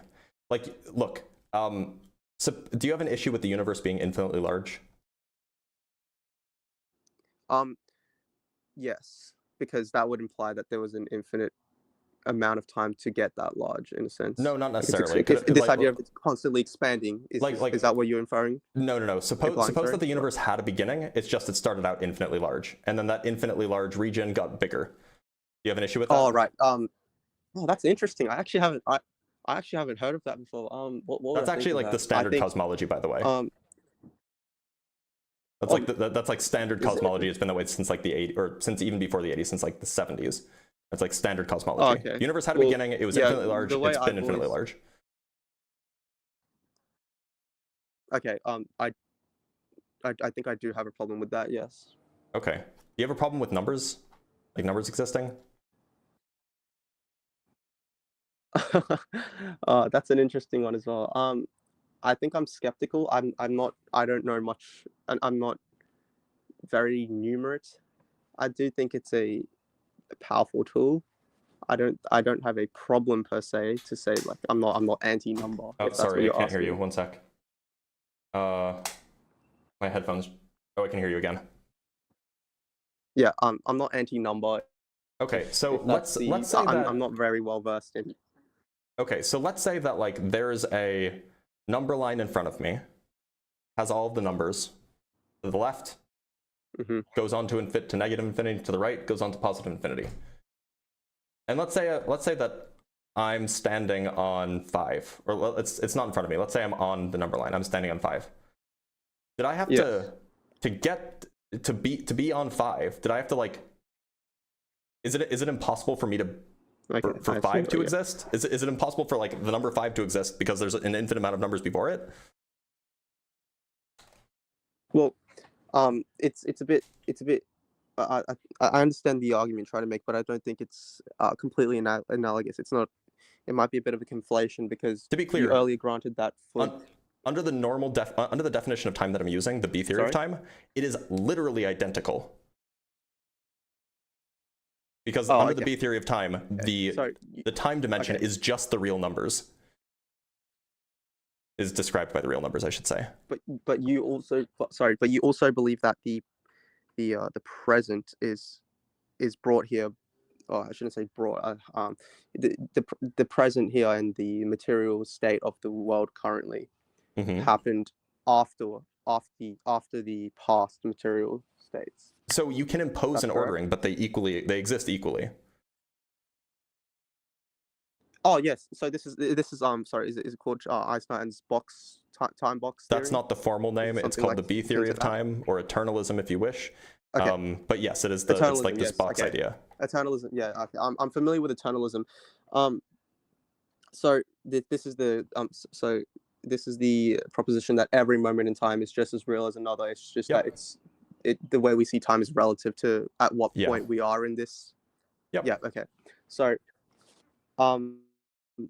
this still doesn't negate a deterministic causality, though, does it? Because even if there was a point in the future, that point is if we look through time linearly, and maybe there is a way that we can go back in time, but assuming that time moves linearly, as I think Einstein proposed, we would have to get to this point through the changes of the past. Correct? You're doing it again. You don't get to a point. All of the points already exist. They already exist in the exact same way.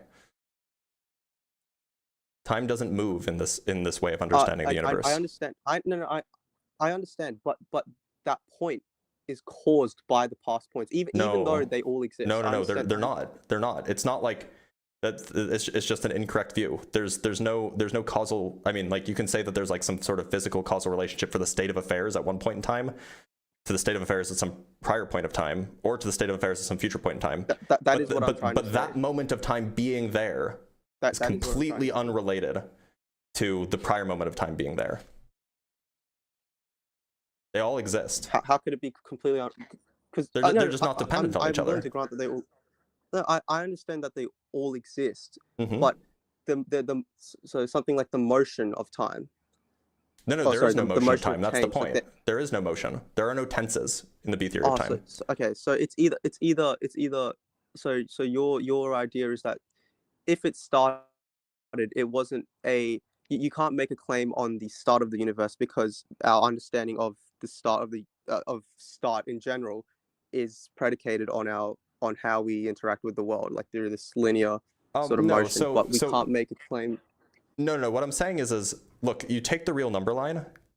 Either you can chop it off somewhere and say that that's the first number, and then everything to the right of it. So I'm imagining negative numbers run left, positive numbers run right. You can either chop it off somewhere and say that that's the first number, and then everything after it is after, in which case time would have a beginning. Or you can just not chop it off and then just let it be, and there's just an infinite number of numbers on the number line, and there's just no issue. In either case, all of like the moments that you've kept, either maybe you chopped off some and threw this away, or you didn't chop off any, the moments that you've kept, those are all of them, and they're there. They all exist in the same way. Now, you might be able to derive facts about now from facts about earlier, but similarly, you can derive facts about later, or you can derive facts about now from facts about the future. So there's no motion of time here. I understand that, and that's but you still grant causality, correct? Like, correct me if I'm wrong, but you not in the sense that you do. You can derive. But you're saying if we can derive states of the present from the past, we can derive facts about the present from the past. If we're talking about eternalism, we can use present and past. That's fine. We can use present and past. Those just refer to specific points on that number line. That's fine. We can still use that language. Relative to our perception, but yeah. Well, yeah. So you can still use that, and you can derive facts about the now from facts about yesterday. But you can also derive facts about now from facts about tomorrow. But you do think that for tomorrow to exist, today has to also exist. Like, no, there's no dependency relationship there. So the B theory of time, it's all existent, and all points within that universe are all just as existent. It's just that when it kind of contradicts our perception of time much of it. We are. Yeah, we exist through a lot of it, and the way that we perceive time is psychological rather than actual. But you think that the current state of affairs still occur as a product of the past state of affairs, correct? Like the correct language here would be that we could. I don't know how you can. The correct language is that the state of affairs at t equals now can be predicted from the state of affairs from t equals yesterday. Okay. But, so there is a. But you could also predict the state of affairs from t equals now from the state of affairs t equals tomorrow. But there's still a physical relationship between these points in. Yeah, you could go Humean and say, oh, well, we can't prove a physical relationship. But I'm happy to say that there's absolutely a physical relationship between this stuff at different moments of space-time. Yeah. Like these things are linked, so but the direction of the link is not a given. Now, we happen to perceive it in one particular direction for, perhaps entropic reasons, but... Yes. But if I'm still not sure how you can rectify the idea that this can go back infinitely, because... Nothing's going back. They just all exist.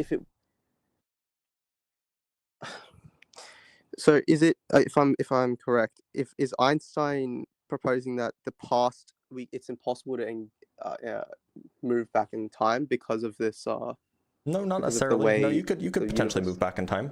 You could potentially return to an earlier moment. Sure. Okay. I mean, like we have other reasons to think that you can't, but it's at least Okay, so not from Einstein's theory anyway. Okay, okay, so I can see why now that your understanding of the universe is incompatible with, I suppose, what I was saying earlier. To be clear, this is just about whether the universe had a beginning, or just about why you think that the universe having a beginning is impossible. And just to make a point, the B theory of time is generally accepted amongst physicists because you can't really make sense of any alternative theory of time. Well, okay, there's the C theory of time, which is recently proposed, but you can't make sense of the presentist view of the theory of time, which is kind of like the intuitionistic one, in light of relativity. It just doesn't make sense. There are things about it that contradict the data that we have. So, I mean, it's just not something that makes sense. We can move on to something else, because I've seen why now you understand I see how you understand the world, I suppose. Not completely, of course. I'm not a physician. So a physicist. We could, but I'm also almost an hour over when I would normally end the live, and I have stuff that I have to do today. Oh, so I should kick you off. I'm sorry. I kept you on for a long time because it was interesting, but if we're terminating it there, all right. But thank you for being here, Ladino. I appreciate you. Yep. Thank you. Take care. Sorry, everybody. I know that one went wrong, but it was interesting. So I wanted to keep him on and talk about it. So we have one extra super chat from. Oh no! I already. There are no more super chats. All right, so that's it, everybody. I'm going to be live tomorrow for Ask a Physicist. So stop on by then. If you haven't already, and you're 18 plus, hop on over to the Discord. There's a link in the link tree in my bio on TikTok. There's also a link in the description on YouTube if you're watching from there. Anyway, I'm going to see you guys tomorrow. I have some coffee to make, some sandwiches to eat, and I have a lot of work to get done this afternoon. Take care.